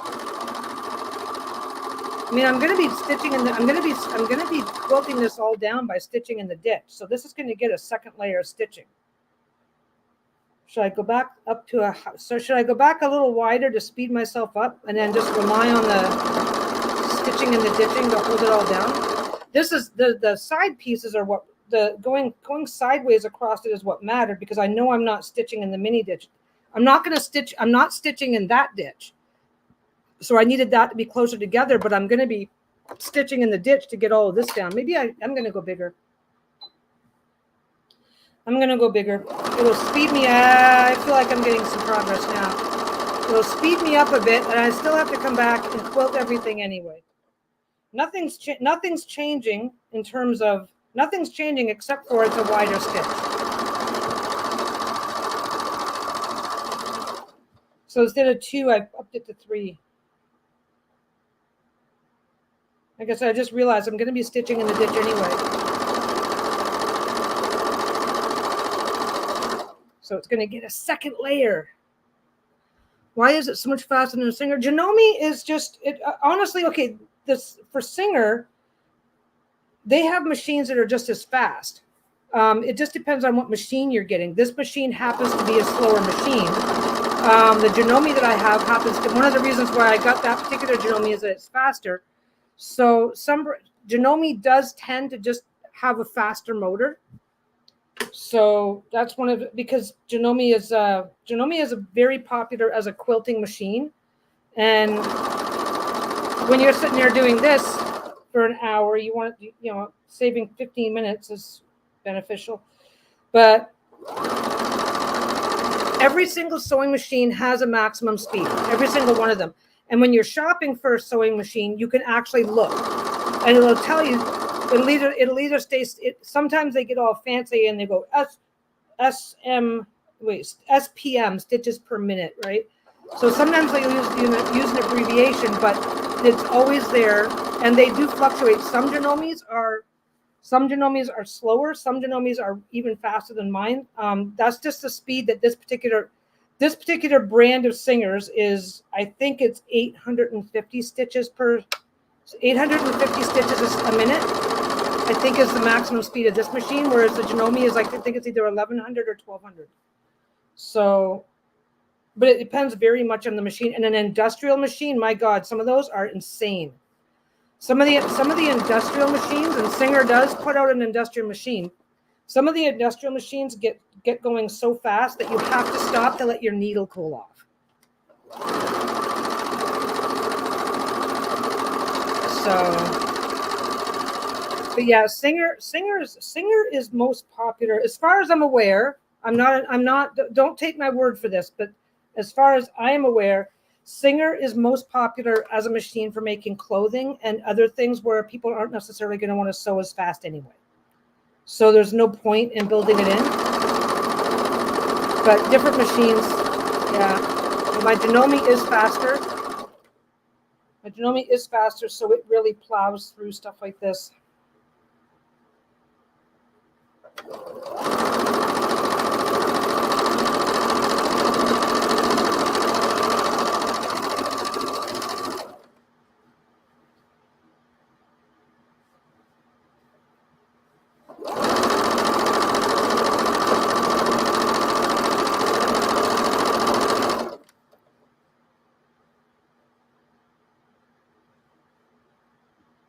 Askena Viking Jade 35. I'm not even familiar with that one. I'm not sure, but I'm not sure if it's just availability or I'm in the wrong. Those seem to be they're much more difficult to find around here. So I opted against one. I decided not to get a Husqvarna because it was like, well, a Singer and a Janome are super easy to get service on, even though it takes you forever to get into service. But as far as I could tell, not everybody works with Husqvarna. And what was the other one? There's a Juki. Some machines are harder to get service on than others, and I was concerned about that with the Husqvarna, so I didn't really even give it a chance. That's what I'm trying to say. So, but I will say, the funny thing is that I will say that and I've said this before, and I'm sure a lot of you remember me saying it, if they came along tomorrow and said you have to pick one machine and that's the only machine you're allowed to use for the rest of your life, I would actually pick this machine. It's a little slower, but it seems to be a lot more versatile. And it's got its quirks for sure. Like I said, the looping, right? This machine, when this machine does the looping thing on the bottom, you can't always tell. When my Janome does that, it's usually because it hasn't been, when you're threading it, something didn't catch properly or whatever. If my Janome isn't threaded properly and starts looping, you know it immediately. This machine, you can go through half a bobbin before you realize there's even a problem. So every machine has its own quirks, but I would still, if I was only allowed to use one machine, it would be this one. It's smaller, it's lighter, it's more versatile. Where I happen to live, it's easier to get service. It's also more popular, so it was a lot easier for me to find out how to do some of my own, like how I like looking up how to clean it properly and stuff like that. It was a lot easier to get DIY information on this machine. So, and it's got like a huge range of top stitching and embroidery options. That the Janome has lots to pick from. This just happens to have more. They're common here in the Midwest. Got mine from Joann's. I'll inherit my mother's Singer and Janome eventually, so I got something different. Hey, that makes sense. I would love to be in a position to have one of everything sitting around to see which one I really do like the best. Elna, that's the other one. Elna seems to be a good brand. At least I'm led to understand it's a really good brand, but it's just not that popular around here. And I do know that some machines are very interchangeable. Some parts are very interchangeable. Some parts aren't. So with Janome and Singer being the two, they seem to be. I might be wrong. Maybe I was looking in the wrong spots, but Janome and Singer seem to be the two most popular brands around here. So you're going to have an easier time getting parts and whatever. But no, I would love to try Husqvarna. I keep hearing good things about it, but I gave away 2 machines. Actually, I've given away 3 machines total. I've got a second one. I've got an identical one of these sitting over there. That's my backup machine, my parts machine, my whatever. That's the reason why I'm doing anything right now. If I'd have gone down to just the Janome, then I'd be screwed because I can't get it looked at till the 20. Well, when did I wreck my Janome? That's been almost 3 months. 3 months. I make the appointment. They're like, oh yeah, September 26th. Bring your machine in on September. I don't want to just I don't want to just get some dude off Craigslist, because you never know. And even they're booked up.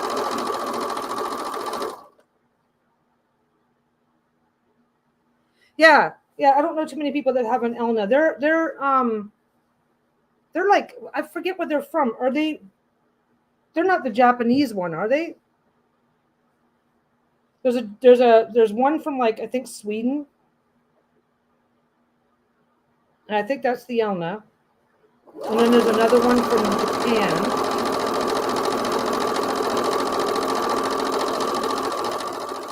No, I like my Singer. It's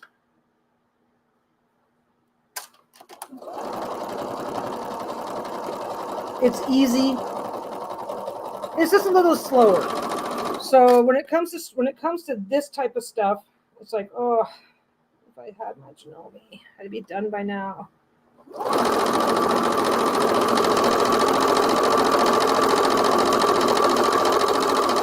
Mind you, there are also sometimes I always find a project to work on when I watch. Oh, there you go. Mind you, I will say that when you're working with a faster machine, the Swiss make Elna. Oh, okay, so it's Swiss. I wasn't sure. I was not sure.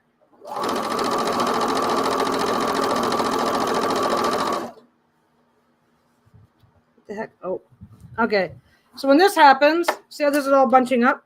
Double check what's going on. All that's happening here is I had a little bit of fray off the edge, and it just got caught up under the foot somewhere.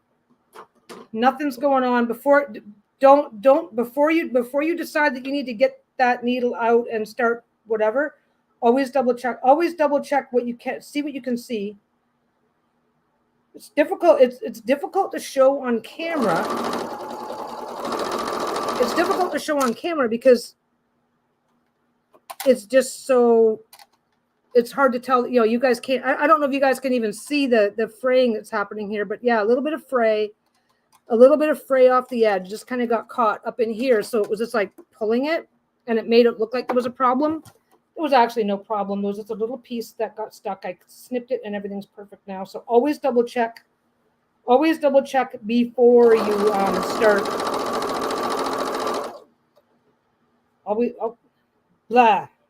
Always double check before you try and talk so that you can not stutter and shit too. That helps. That helps a lot.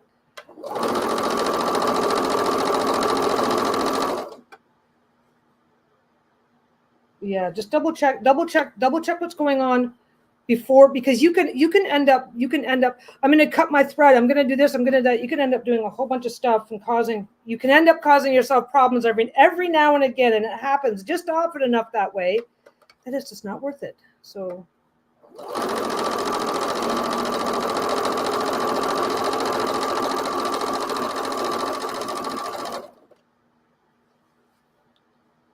come on, do.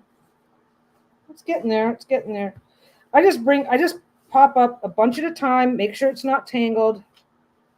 You do start getting a lot of fraying here. Like this had almost these pieces had almost no fraying when I started, right? And now, because I'm just manhandling them as I go, so they're starting to fray more and more the more I have to handle them, which is normal. It is completely normal. So don't freak out. Don't freak out that it's happening. Keep an eye on it.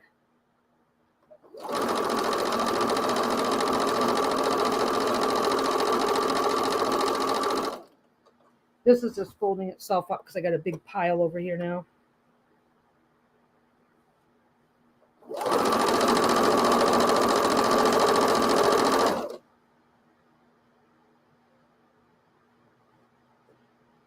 Okay.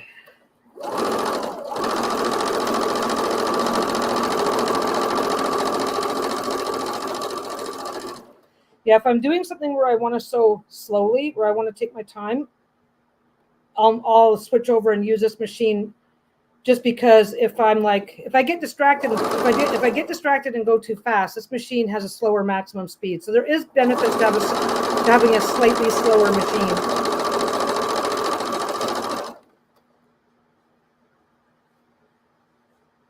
Come on, there you go. Don't forget, the other end here is still like a loop. I haven't cut it yet. So at some point, I'm going to have to trim that.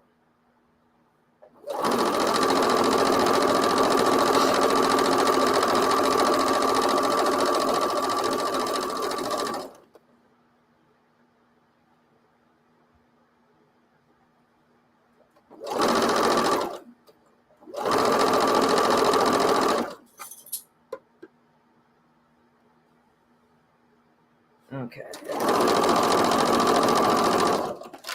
I gotta check this. It looks like, yeah. Okay, on this side here, I'm just gonna do. Okay, basically this side was fine, but that did. I thought I felt it shift, and it shifted, so that's a little bit too narrow. So I am just going to come back on this side. I don't really care, so I'm just gonna do that little section. It's only that I don't know if you guys saw it, but I can see that it's only a small section. So I'm just coming back to here.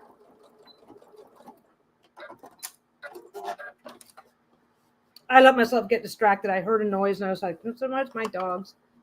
Okay, and that's lined up again. Don't forget, you're doing an entire blanket, so if you're concerned, you don't have to pick that stuff out, because once everything's all said and done, it's gonna, even if it's a little bit rougher, even if you think it might be a little bit rougher once it's flattened out, nobody's gonna notice it. It's gonna be in the middle of a big ass fucking blanket. Well, I know you're not that big, but it's gonna be in the middle of something that is big enough that if they're looking for it, just to have a problem with you, they don't deserve your gift. They don't deserve a blanket from you if they do that.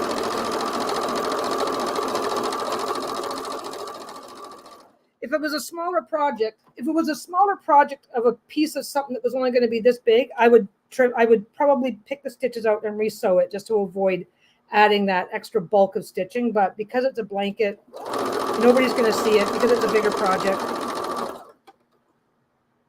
Size does matter when it comes to sewing. It's true.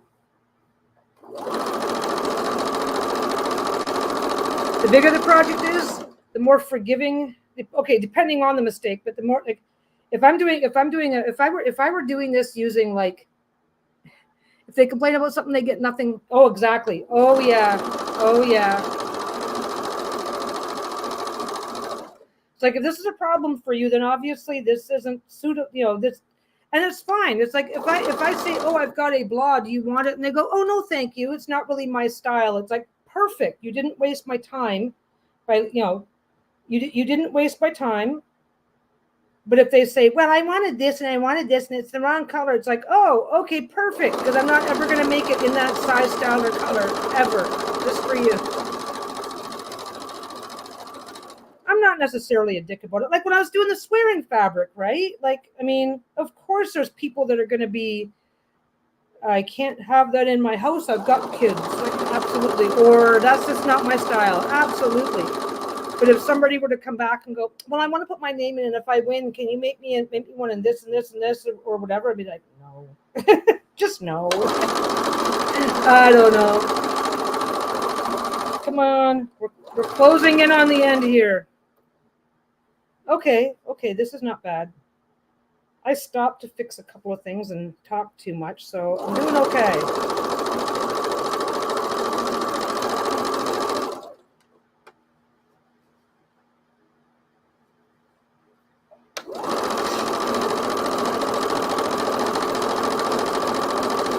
I gotta get my glove back on. It's not loving me.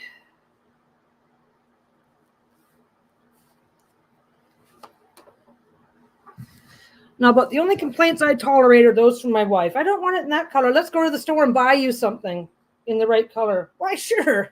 You're paying. Let's go. I don't know. It's one of those things. Like, I mean, you put a lot of time and effort into it. You try not to be a dick about it. But if somebody's being a dick about if somebody on the receiving end is being a dick about it, I don't need to give anything to them anymore. But speaking of giving, I've got 1.5 and 2.5 inch scrap. If anybody needs more scrap,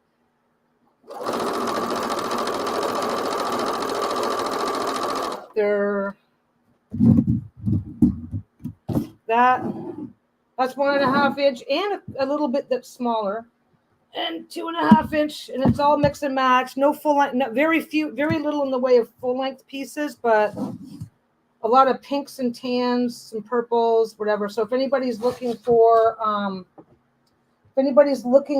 more fabric, just shoot me an email, plpapez@gmail.com, and I'll be happy to throw something in the mail. Okay, well, do you have yeah, let me just get this up here. No, come on, let's get this over here.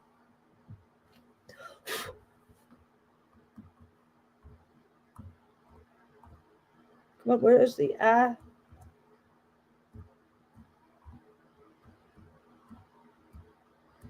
Did I do that right? Yes, I did. What's going on? Oh, I'm like, what's going on? And it's like, well, I've got my. You ever do it where your mouse? Sometimes when your mouse hovers over something, the text will change. I was like, why is that not doing it right? It was like, because my mouse is hovering over it and the text changed. I gotta keep my fabric from piling up on top of the microphone now.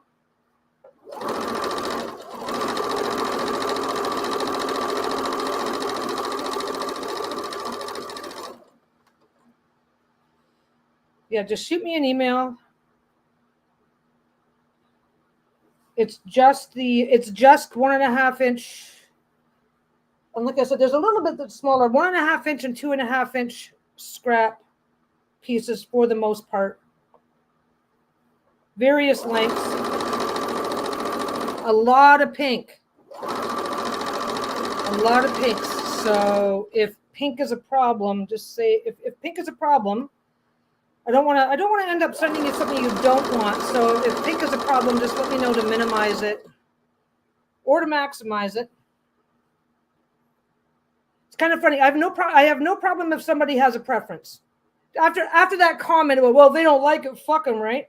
I have no problem if somebody states a preference. I just have a problem if they're a dick about it. So yeah, if you have a preference, just say so, and I'll do what I can.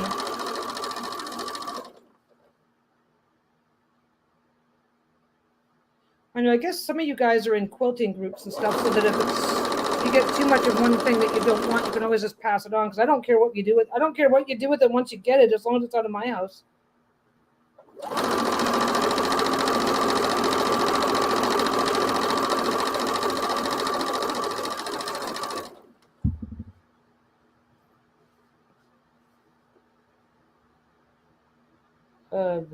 Okay.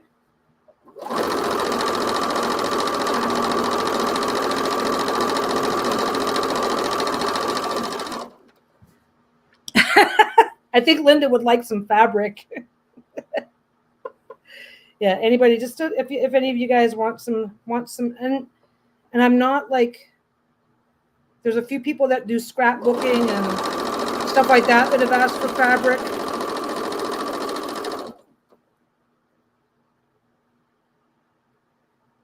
Okay, as you get closer to the end, it starts twisting up a little more, which is to be expected. So I'm going to get all the way to the end. Trying-ish to be careful to keep everything together. And I just trimmed it. I trimmed the end early so that I can so that it doesn't continue to knot.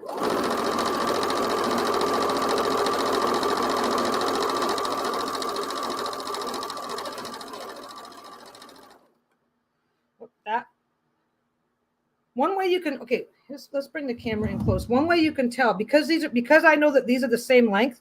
If suddenly I'm sewing and this, I don't know if you guys can see it, but suddenly if I can see this, then I know that that's not lined up properly.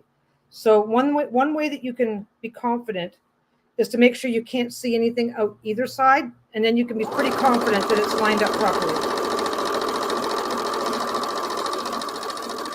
You just have to keep it smoothed out.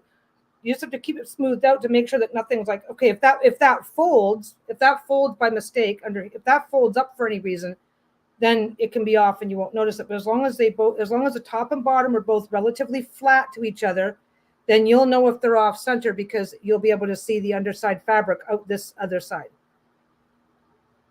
Isn't that nice of me to sew along for like half an hour now and then finally think to tell you guys that?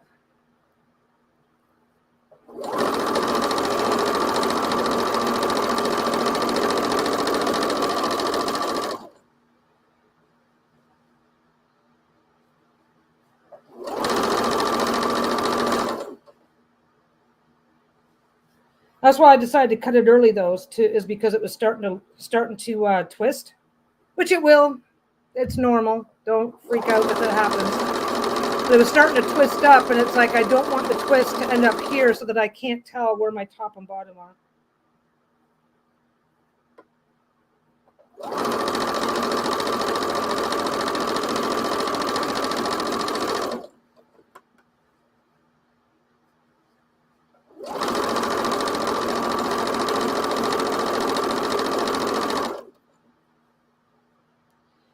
Just stop every now and again. Make sure make sure both sides are lined up.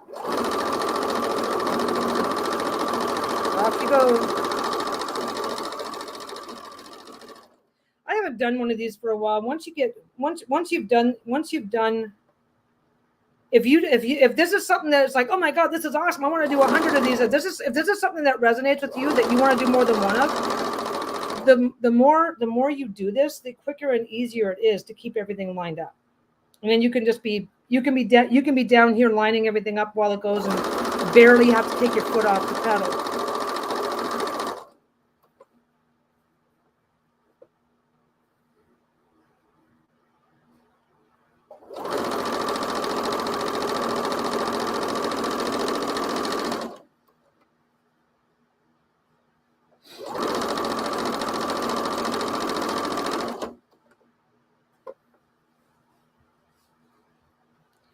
Yeah, this is all twisted up. Come on, you go over here. As you start getting into the end, you do get more twisting. Just because any twisting that's been happening is just going to carry through until the end. Ideally, you're close enough to the end that it doesn't matter. I haven't got that much left here.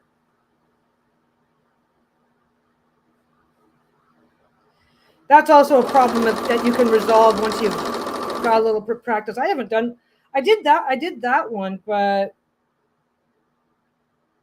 I haven't done that many of these. I like them though.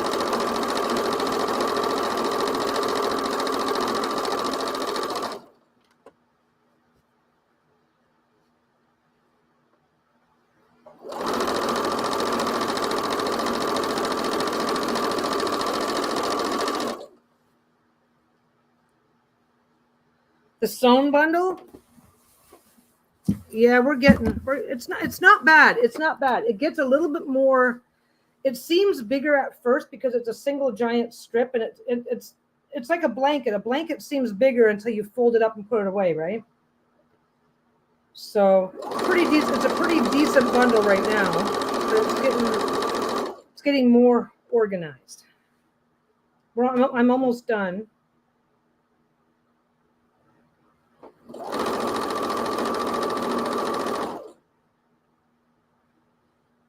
Almost done, and then the next one is to do the exact same thing.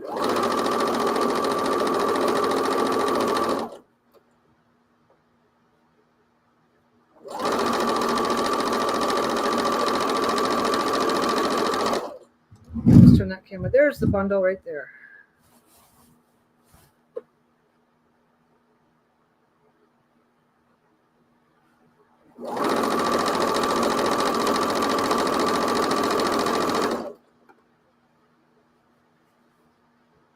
Yeah, we're getting close. We're getting close.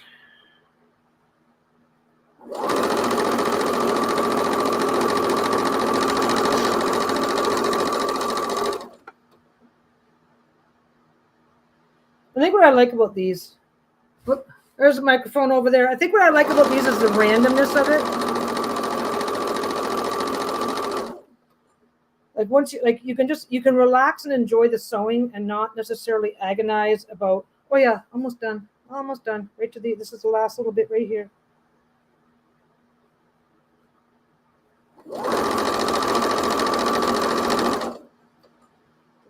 No, I didn't screw that up. There we go.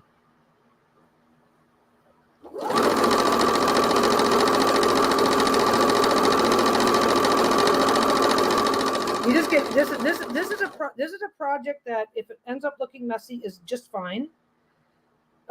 It's the kind of project where it's definitely a lot of really good practice. It's a good opportunity to practice keeping your seams straight and aligned without having to agonize about whether or not they actually end up staying straight and aligned.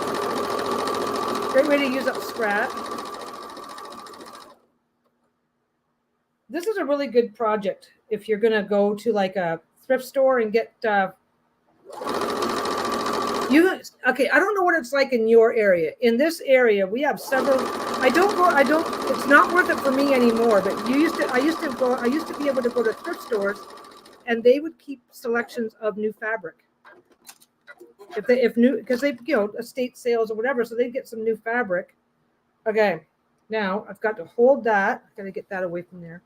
Let's put that in the corner a little bit. Now I got to start feeding this back into the bucket from this end while holding this end. And I'm going to do the exact same thing all over again. I'm just going to. Everybody has their own system that works for them. This is what works for me. But I find that if I try too hard, then I find that I end up, the last thing you want is a tangle, because then if this tangles partway through, then you've got to then you may end up having to cut your fabric and re-sew some stuff, which is not the end of the world. So we're just going down here. Another thing you can do if you really want to is you can swing back. Where is it? I had it. Why? How did I lose it? Oh. Well, one of these goes to the end. Which one is it? I don't think it's that one. Lost track of the whole bundle slipped down, and now I don't know where the end is. Come on, where are you? Let's go over here. Let's go over here and look down at my mess. There we go. This is what I was trying to avoid.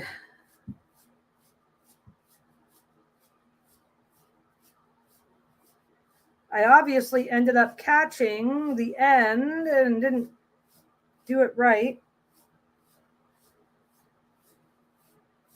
Come on, where are you? Where are you? Gee, oh, come on, don't tell me. Okay, that's this end. Okay, that's this end. Yep, I must have caught it early and didn't even notice because, where is it? Oh my God, it's right here. It was in my lap the whole time. Okay then.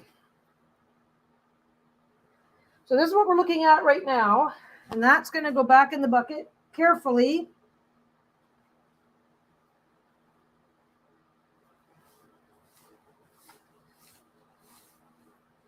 Yep. See, I got tangles happening because I've tangles happening because I let it get out of control here. Ugh. This isn't as bad as it seems. Just trust me. If this happens to you and you're doing one of these, stop and fix it now. Just trust me, because the last thing you want to do is try to do this while it's actually on the machine.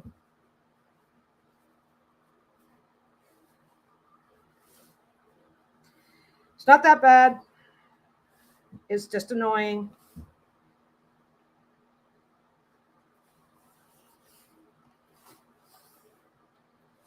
Okay, maybe it is that bad. Let's find out.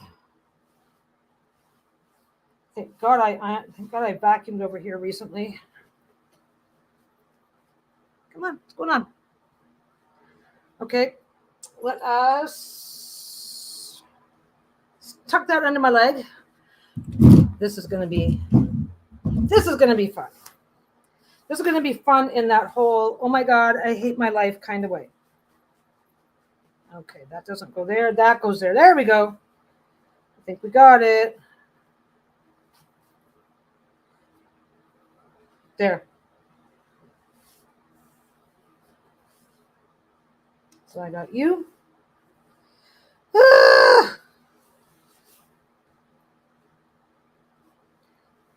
Buddy system works great for this. Get your buddy to help you. So I am just, I don't know if you guys can see this. I'm just kind of looping this up right now like you would a hose.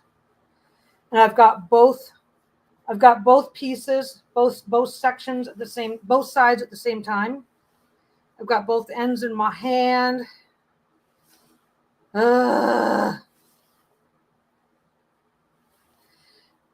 a perfect world, I would have more space on that side of the machine so that when I'm sewing, I would have, in a perfect world, I would have been smart enough to catch my end. There we go. Everything's fine now. In a perfect world, I would have had this. In a perfect world, this, I would have got the first little bit done, tuck it off to the side, right? And then had everything feeding into a second basket on that side of the table. I just don't have any room on that side of the table. I don't know if you can tell. I've got the lamp right there. I just don't have the space in the couch. I don't have the space to loop it properly. So that's the risk I have to take now. This was a brand new bobbin.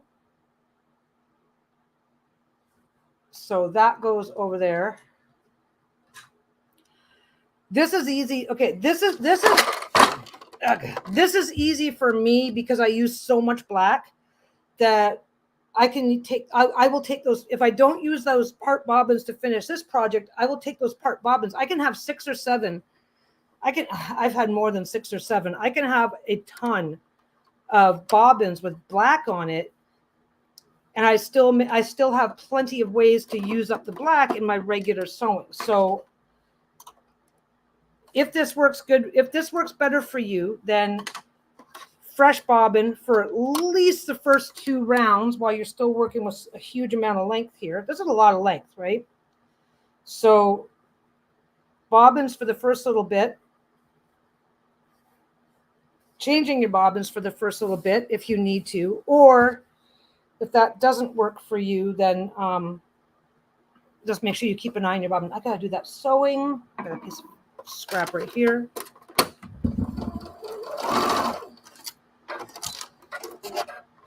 Okay. Get over there. Get you over there. Get you over there.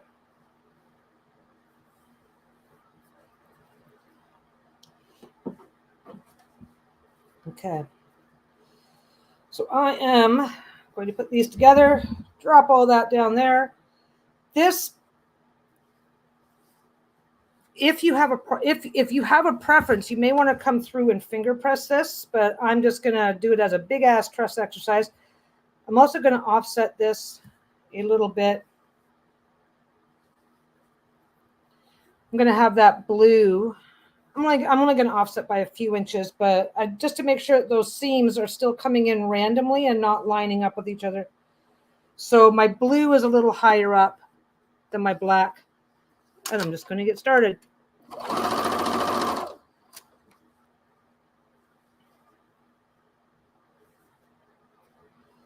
This is lining up. This is lining up. Now it's just you're going to have to work a little harder.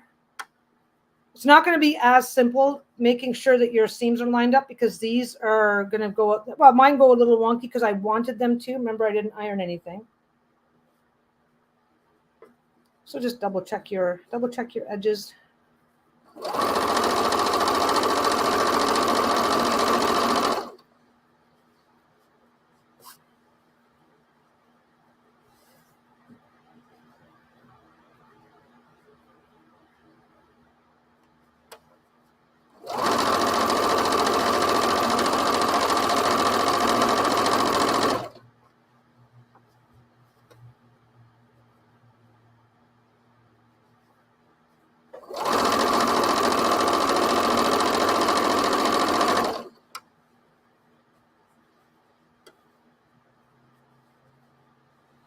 Yeah, see, like this here is going to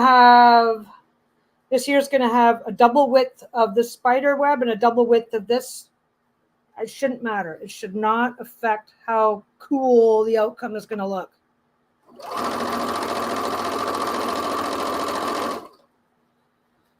And ideally, if I've done this right, it's going to be about 10 to 15% bigger than what I need, because like I said, I'm doing this on purpose because I've got a use for the leftover pieces.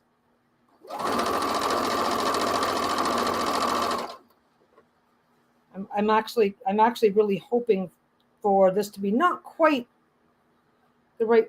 Like I said, I'm hoping for it to be about 20% bigger, because if I can have enough leftover, then there's a couple of really cool projects I want to do with the leftovers.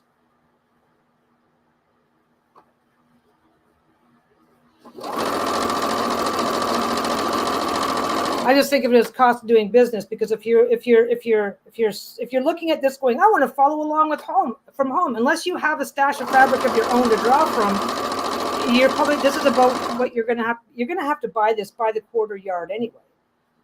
So you cannot just walk into the fabric store and say, I want a 2-inch strip, a 2.5-inch strip of that, a 200. You don't do it that way. So no matter how you do this, you have to buy your fabric in certain minimums. And some fabrics, depending on what they are, and like maybe you find a sale, right? There's some sale fabric. There was a fabric I almost got on sale recently, except for the minimum was too high. It was like you had to buy, I forget how many yards of it, but it's like you have to buy a minimum of this many yards if you want to get this price. And it's like, I don't want that fabric. So keep that in mind. As much as we don't want waste when we sew, there's quite often minimums that you have to deal with. This is also going to be a lot less. It's going to tangle. The bigger this gets, the less it's going to tangle, by the way. So the tangling issues really only happens in the first couple of rounds. Like, because this is going to be 4 strips wide, right? Then the next one's going to be 8, then 12, 8, then 16.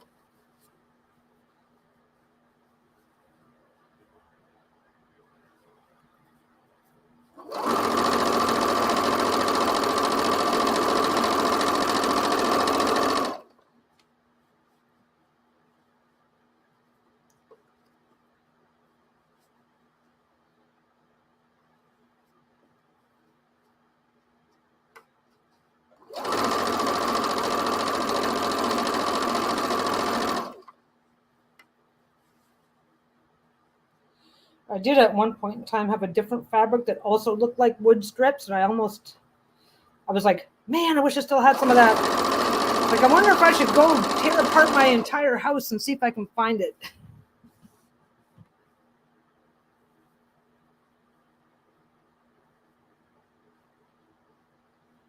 Come on. And lots of people will do this step and then iron it before this part, what I'm doing now. Iron, don't iron, it's up to you.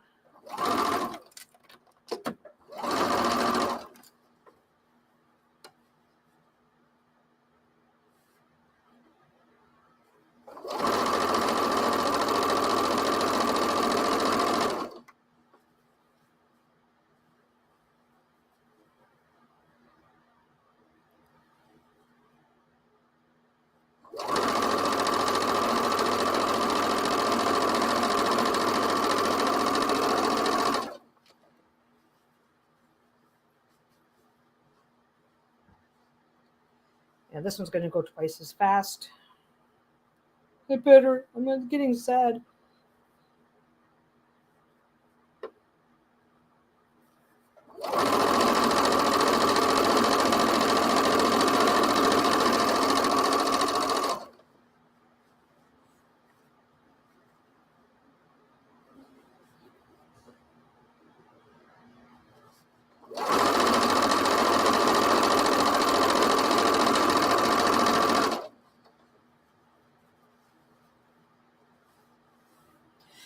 You guys, I don't know. I don't think you guys can see this, but what I'm doing is I'm opening this up a little bit, and I'm just running my finger along that seam, just kind of lightly, and then doing the same thing on the bottom, just running my finger lightly along the seam. I'm not really trying to finger press anything. Finger pressing is when you try to press it with your fingers. I'm not really trying to finger press. I'm just trying to use a little tiny bit of pressure just to help hold it open long enough to sew.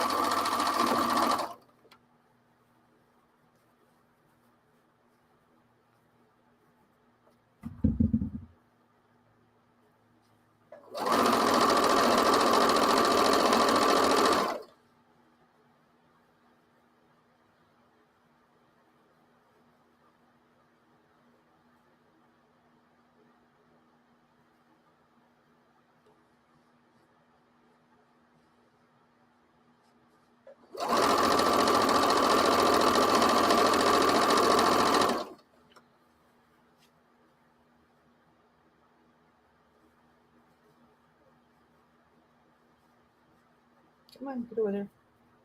There we go.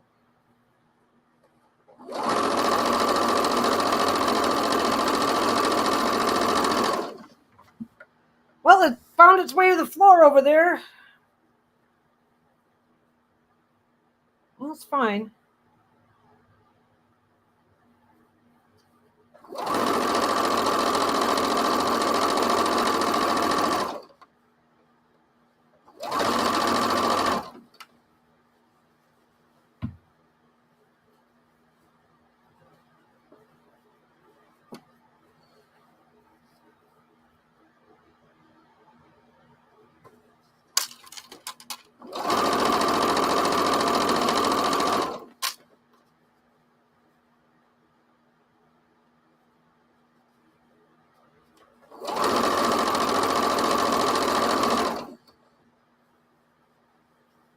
Okay, come on, you can do it.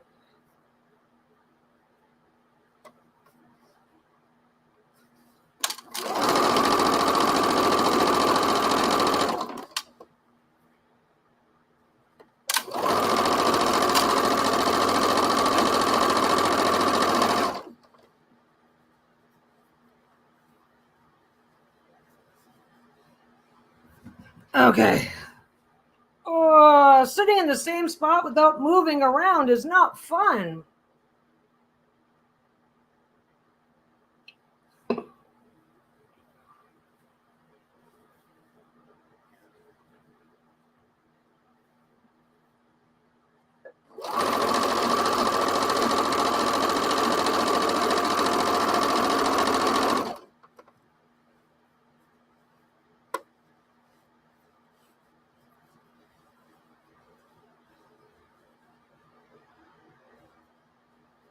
La, la, la, la, la.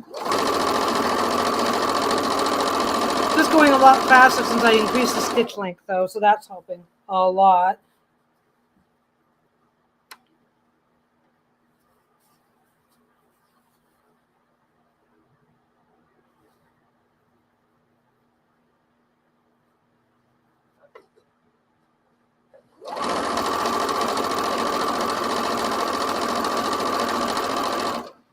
This is definitely one of those projects where you spend the first half of the project feeling like you're making no progress whatsoever, and in the second half of the project going, wow, this is amazing.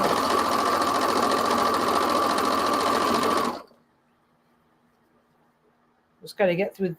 We got to get through this one, and then you'll really see like just fast.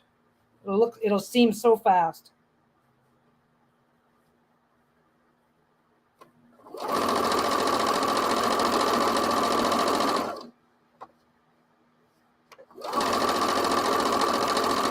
This is especially good because I'm, like I said, I want it to intentionally be a little bit wonky, so I don't have to be as careful. I'm being careful, but I think you know what I mean. Like as long as I'm getting a decent seam allowance, I don't have to worry if it wobbles a little bit. Mind you, okay, when you're doing this type of project, you don't have to worry if it wobbles a little bit. Nobody will notice. Nobody will see it at all.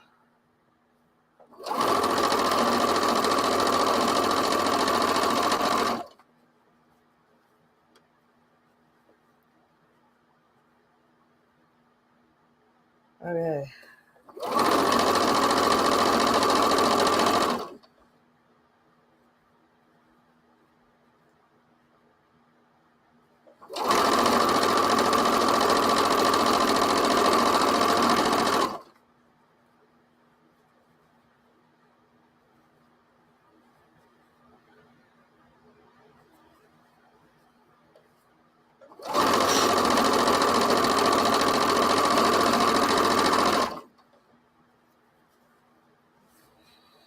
Twisting up.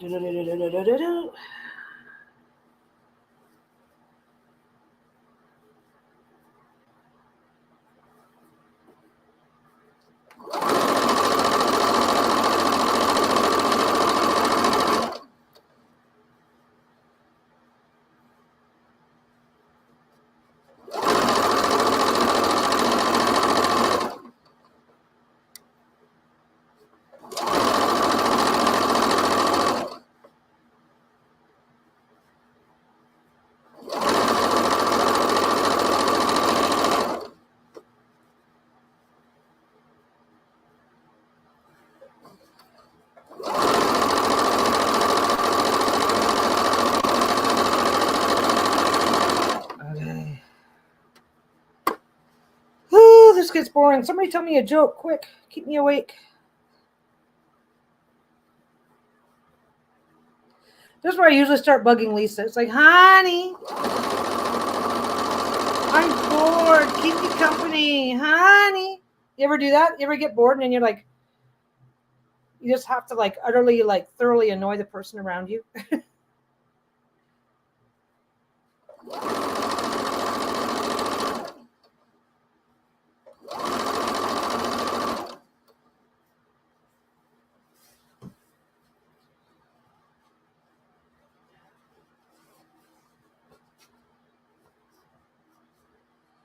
Okay.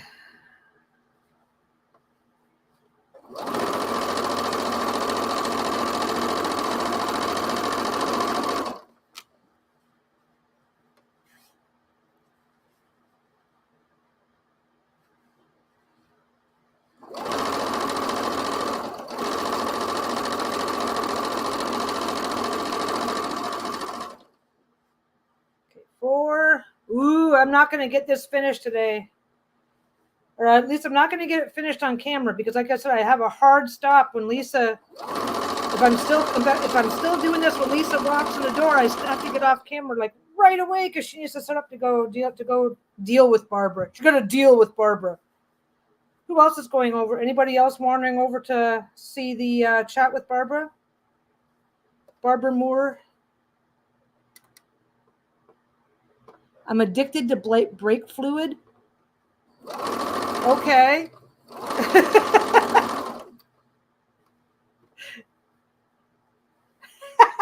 Yeah, like that. Oh, wait, I get it now. Oh, that's bad. That is bad. I like it. I like it.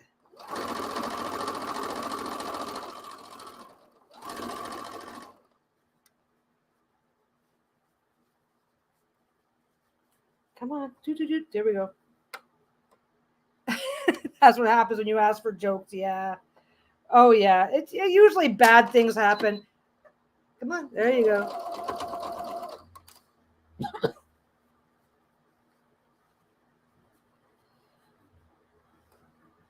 Yeah. Sometimes I watch TikTok and it's like you see some of the bad jokes on there and it's like, oh my God. Nice. Yeah. So basically, the minute Lisa walks in the door, I've got to get the fuck off the internet. Okay, I don't have to get the fuck off the internet, but I definitely can't be streaming at the same time. I can't be streaming at the same time she's doing that because the sound alone will be a problem. But I get to take. I'll just take a break. I'll just take a nice break, chillax. This is actually like irritating. I don't want to say irritating my back. That's not a thing. But because of the way I'm sitting back here, leaning forward at a slight angle. Because I've got all my shit straight down here. There's other systems. There's other ways to, if you decide that you want to do one of these types, there's other ways to organize your fabric. I just organize it badly. So it's like, I'm just going to sit my ass down, relax for a bit, take a break. I'm actually looking at this. This is the funny part, is if I can get this done, if I can get my ass in gear, this can actually be done very, very shortly because this is already going to be 8 inches wide. The next thing is going to be 16. The next one's going to be 32, and they're half as long each time. And I made an executive decision that I don't think I'm going to fiddle and fart. I'm going to like do a trust exercise, see how big the coffin part is, and then scale the quilt to whatever the coffin ends up being. Because I did the basic math. The basic math says that this should be a twin size blanket, but geometry was never my strong suit. So if I fucked up the math and it's a little too big, then I'll make a bigger blanket. If I fucked up the math and it's a little too small, then I'll make a smaller one. So, come on, do it. Get out. She was supposed to be on, what was it, last week? I think she was supposed to be on last week, but they had a scheduling conflict of some kind. Or was it next week? I don't know. I never know. I'm always like 3 steps behind.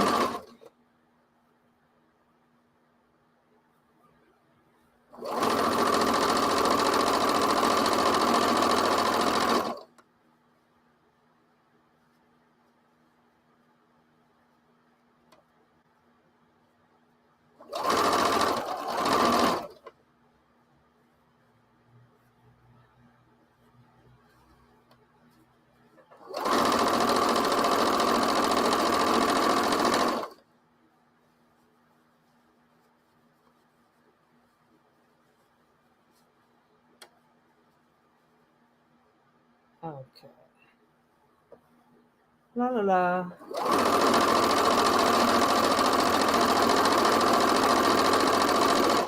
What's going to make this really easy is I'm going to be using the heavier the batting is, and the heavy batting that I've been using heavy batting for a really long time because I can get it in 100% cotton. I decided to bite the bullet and get the lighter stuff in polyester.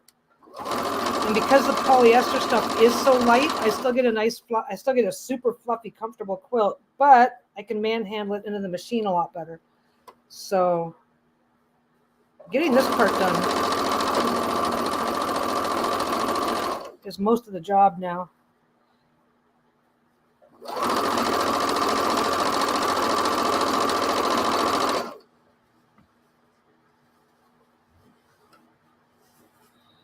Come on. There we go.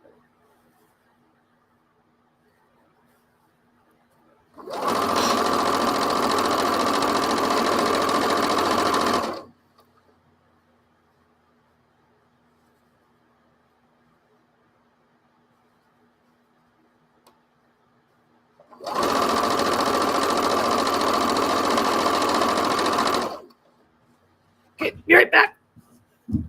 Be right back. Oh, Sheila, get out of the way. I'm going to step on you, puppy.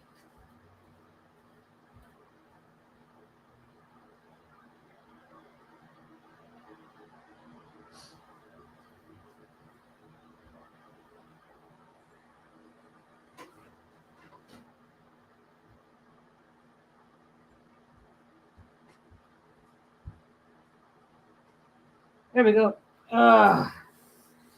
Decaf time.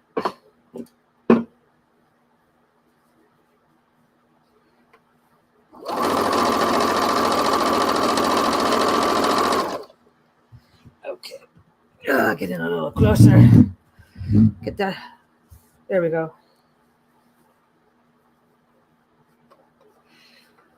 I hope that wasn't fuzzy that whole time. Sometimes because my little preview screen is smaller than an actual screen, sometimes I can't always tell if the camera goes fuzzy. So if the camera ever goes fuzzy, don't be afraid to let me know. Oh, hey, Moira, happy Friday. I am making a strip quilt. And when it's done, it's going to be trimmed to the shape of a coffin. And then I'm making a quilt, and then it's going to be a nice little quilt for a giveaway on Lisa's channel. I'm assuming that's where she's going to give it away. I don't know. Oh, it is like that.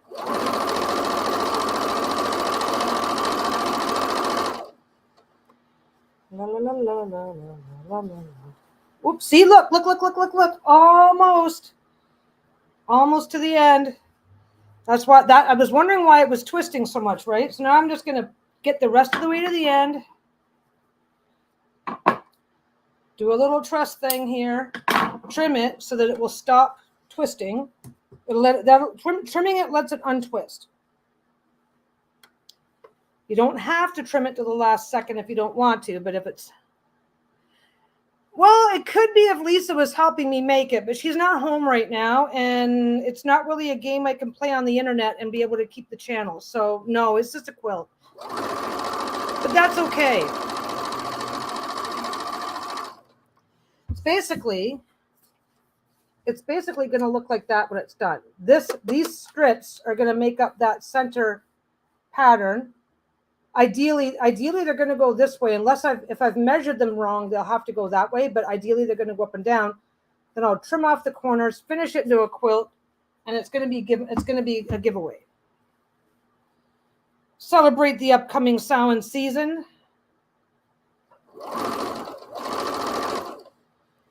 But with stuff like this, if you don't with Halloween projects, if you don't do them now, especially if you need to rely on the mail to get your stuff where you're going, if you don't start it soon, you might not get a chance to enjoy it. So, yeah, so this, you connect everything together and make a big long chain. Then you fold the chain in half and sew all the pieces together lengthwise like I'm doing now. Then you fold that lengthwise, then do that. Yeah. 4:18. Lisa's done it exactly 4:30.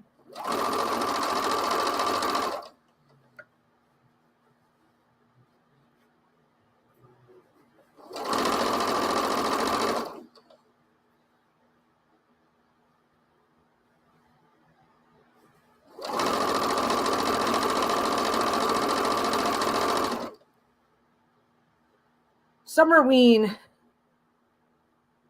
Yes, exactly. Yeah, you gotta depending on what you're doing and how you're doing it. Like for me, it's like, okay, this is the plan and this is the quilt, but I already know we're going to see, okay, Lisa's having her chat with Barbara. So I'm not going to be sewing in the background of that, just to give better space for that. So I don't get to sew while that's happening. And then we're going to see Beetlejuice with our son tomorrow. So I'm going to be taking a few hours. So like what happens if I don't get, this is snagging right here. It's like, it like slips down between the table legs. So I'm just pulling it through. I'm pulling it through because it slipped between the table legs from where it was draped over the back of the machine. So if it looks like I'm being weird, I'm not being as weird as I think I am. Okay. Get in there. Get in there. Okay. Come on. I have a feeling that this is going to be bigger than what I need, which is really good news. I have plans for the scrap. What is the easiest quilt to make for a total newbie with limited sewing skills? The easiest quilt to make, as far as I'm concerned, this is easy. This is easy, but you end up with a lot of strips and a lot of ironing to do. What would be easiest is to be working with like 12-inch pieces. I think I am not 100% sure. I was under the assumption that it's going to be on Lisa's memberships, that it's going to be in the membership on her thing, that they're going to be doing it there. But I don't know. So basically, now that I've got this done, I take both ends, line up the pretty sides together, and just keep going. So now this is like 1, 2, 3, 4. It's 8 inches wide right now. And then as soon as I finish this, it's going to be 16.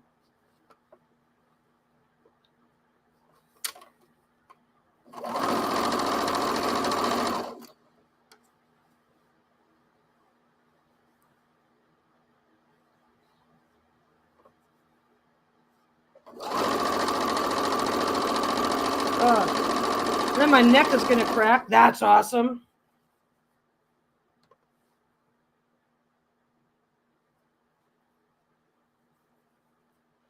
So at some point I have to stop and learn.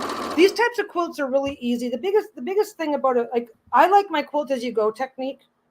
That's the easiest for me because you make each square basically individually, and there's 2 different ways to connect them to each other, which is really, and both of them are easy. I want to do a couple. It's always a matter of finding the time, right? I would definitely want to do a couple of more quilt as you go videos. I did one, but it ended up being a super long video, and then there was a copyright strike on it because I had some background music, and it's like, what? And it wasn't even the right music. But if you're not a big channel, they just don't listen to you if you say there's a problem. So I ended up just pulling the video. That was like, God, that was a long time ago.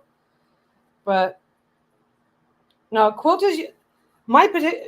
as you go method is a good one for beginners. I like mine because you can do the. Okay, I'll be right back. I show you. I got a minute.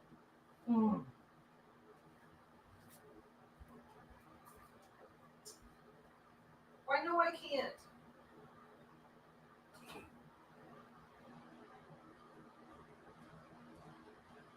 I don't know where the other one is. I lost one.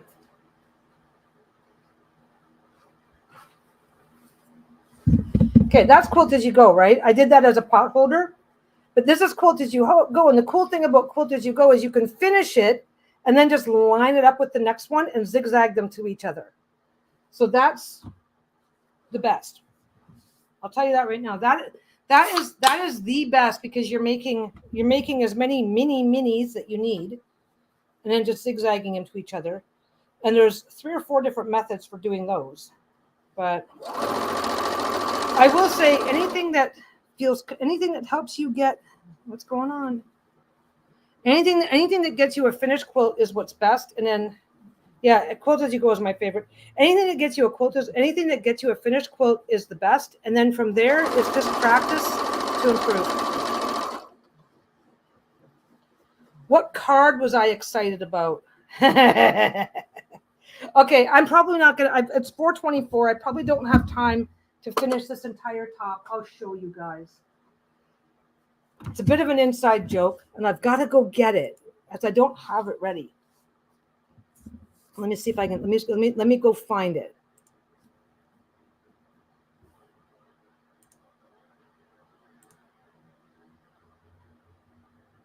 No, wait. How do I do that? I go there. There. Is that it? No. Is that it? Ooh, I'm doing it quickly this time.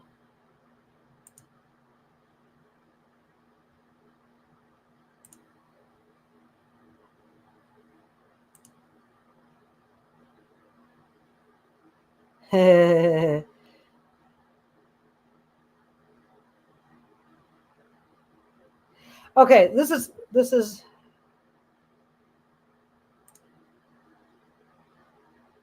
Come on. Oh no, wait. I can do it this way. Oh, come on, back up, back up.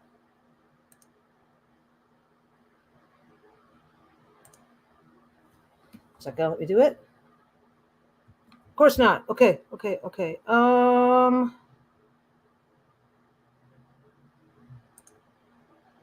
Open image. Let's see if that does it. This is just me being a dick, so you guys got to keep that in mind.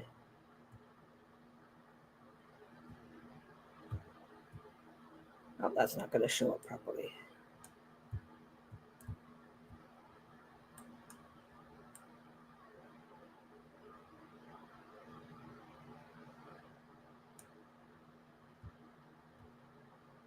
There. Oh, come on, a little bit smaller. A little bit smaller. It's not gonna okay, it's not gonna let me do it the way I want to do it. But I'll show you guys. Do.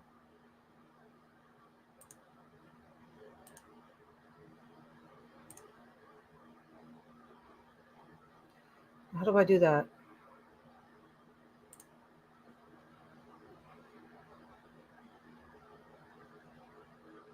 What happened? I don't want to do that. Oh no, I can just do that.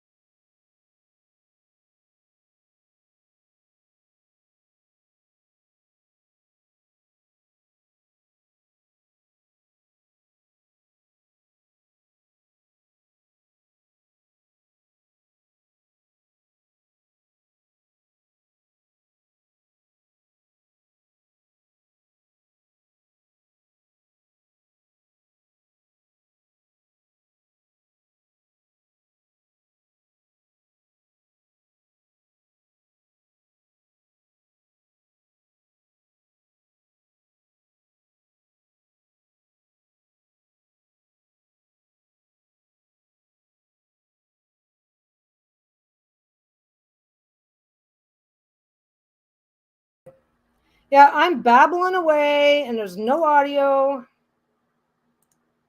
Why is it doing this though? It's not, I can either,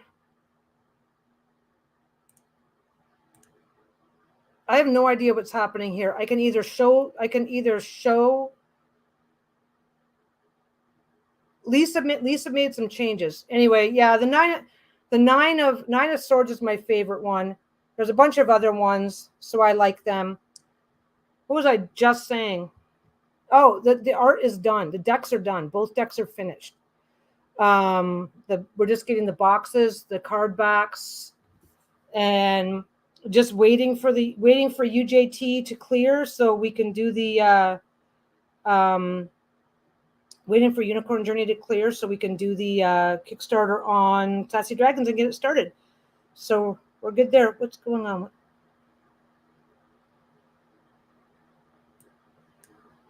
There we go. There we go. So yeah, so the nine of swords, fuck right off forever. That just struck a chord. That struck a chord, and it was my asshole moment. It was my favorite asshole moment in the whole deck. So there's that. I am not sure why the sound disappeared. Mute screen audio. Let's try this again. See, it's not even letting me add it. It's there. See, did you see it? It's there.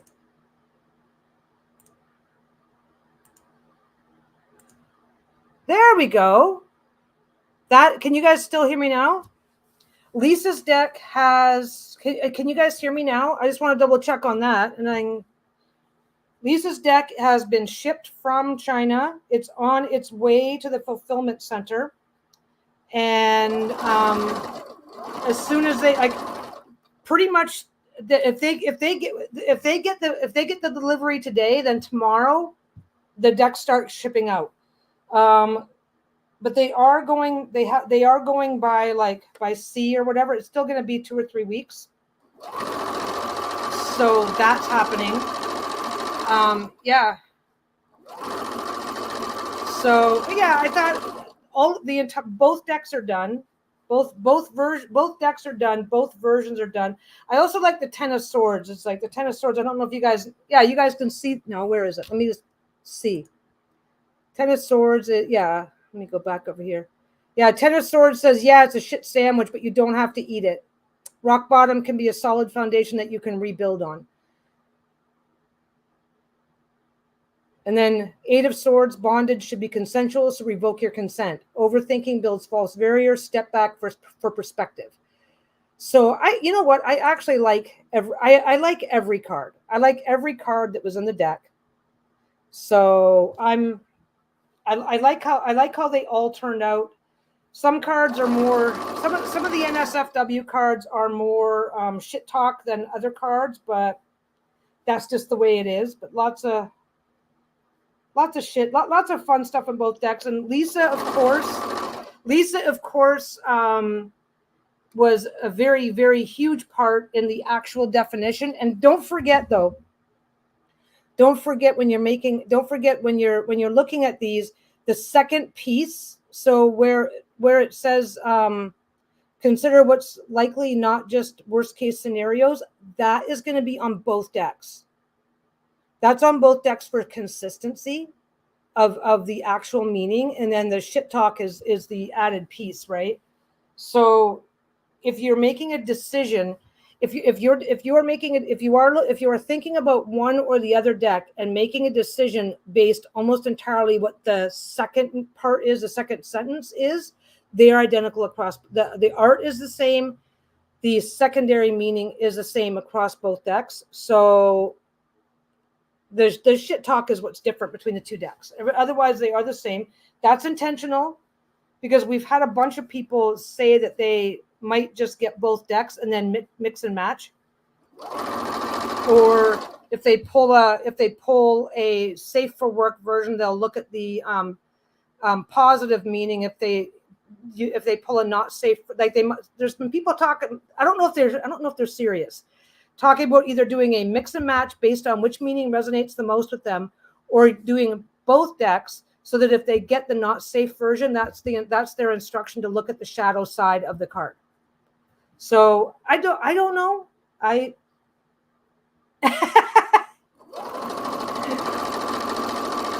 that was the other little piece that I wanted to tell you, the card backs. We opted for different card backs because some people who intend to get both decks obviously don't want their kids. They don't want their kids accidentally grabbing the wrong deck. So we opted for different card backs so that anybody who is mix and matching or doing whatever, if they want to separate the decks back into, if they combine the decks and want to re-separate them, it'll be easier. If they want to make sure that if they've got kids and want to be extra careful on making sure their kids don't get a hold of the not safe for work deck, that they would have a visual cue right from jump instead of having to double check. And I get that we had the NSFW banner on the box, but there's nothing on the cards themselves until you start looking through the deck and see all the F shots, right? So opting for the different card backs. I'm sure I showed those, didn't I? That they're, I'm sure I showed the card backs. What's going on? Add stage. What am I doing? What the fuck am I doing now? That's not the one I want. There we go. That's good enough. I don't fucking care. Yeah. Oh, yeah. No, kids here, you know what? That was my philosophy, too. When my kids were young, my philosophy was kids here way worse than that. But until they hit a certain age, I kind of owe it to them not to be hearing it. And my God, I've got a potty mouth, right? But it's like, yeah, they shouldn't probably be hearing it. I tried my best not to be too bad when the kids were younger. It's like they're gonna hear it anyway. So, but everybody has their own thoughts and feels on it, right? And some people might be wanting to share decks with some friends, but not other friends. I don't know. We just thought we would make it easier to distinguish. So.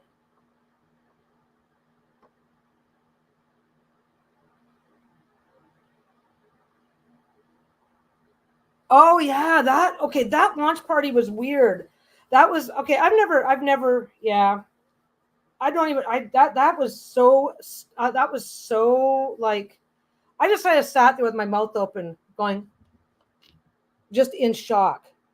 What's going on? That one goes on, that one goes off. I think that's still on. Anyway, I just sat there in shock, going, oh my God, because it sold out. We're not 100% sure how quick it sold out. At the 3-minute mark was when we looked and realized that it was already sold out. 3 fucking minutes. That was so amazing. I don't know what we're doing for Sassy Dragon, because it's kind of launching at the same time that Unicorn Journey is gonna. I don't know how we're gonna organize that. I think we're gonna do another launch party, but we'll see. We'll see how that goes. But yeah, Unicorn Journey is done. It is just needs the money to pay the printer. And that is a second deck. We're going through a different printer this time, but Lisa already knows exactly. I think she is. Anyway, Lisa, we already know exactly what we want and exactly what we're doing, so this should be even easier to get sorted out. Yeah, so now this is 16, and now this is going to be 16 across, then 32. At 32 inches, well, this is going to be, yeah, at 32, I'm going to stop iron it. Yeah, high five. Yeah, I was stunned how that worked. That was so crazy how fast that thing's funded.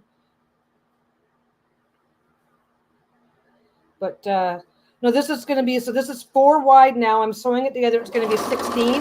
Then I'm going to do it. Then I'm going to do it one more time. Then it's going to be 32. At 32, I'm going to double. I'm at 32. So this one, then another one. I'm going to double check all my dimensions and make sure that I did my math right. That's the joy. That's the joy of buying in bulk. So you can. I'll double check my dimensions when I hit 32 inch. Well, actually, I can double check it. I'll double check my dimensions and make sure it's going to fit in what I mathed out. Make sure my math is accurate. And then if my math is accurate, I'm going to, at 32 inches, 32. Yeah, this is 8 inches. It's going to be 16. Yeah, so at 32, I double check and see where I'm at. Let me go to there. As long as I make sure that I'm meeting the dimensions that I need to make the coffin lid, then we're good to go. But it is 4:39. I know that Lisa is walking in the door any minute now. I am going to say goodbye because there's no way I'm going to get this done before she gets home. There's no way I'm getting this done. Dana Scully. Is that from X-Files? That's the only Dana Scully I've heard of. Lisa reminded them of Dana Scully.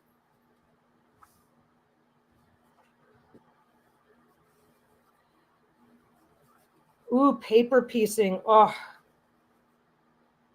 See, I got to get one of you guys. I got to, you know what? I got to get somebody on camera with me one of these days to show me how that shit works because I am so intimidated by paper piecing.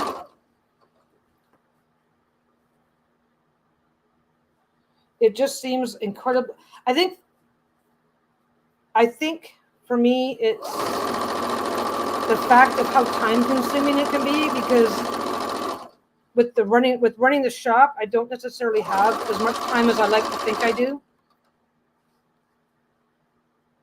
Yeah, I gotta give it a try. I gotta give it a try one of these days.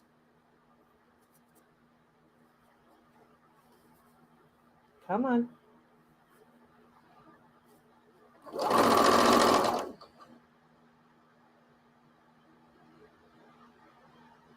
Huh. Now I gotta look up pictures of her, of that actress. Yeah. Yeah, share share stuff in Stitches group. I want to see this.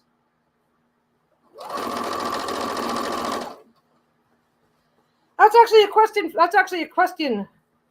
Well, okay, I'll try to ask the question next time, but I was debating on getting a with the AccuQuilt, you can cut hexes, the hexagon shapes.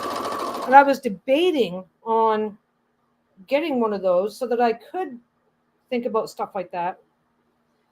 And I just don't know whether I would do them so I would have a supply for myself or if I'd be doing them so I would have a supply to like maybe sell on the shop or something. Because I've always got fabric and fraying. I've always got fabric that can use a new home. But anyway, it is 4:42, and I've already been saying goodbye for like 10 minutes. I am going to get going.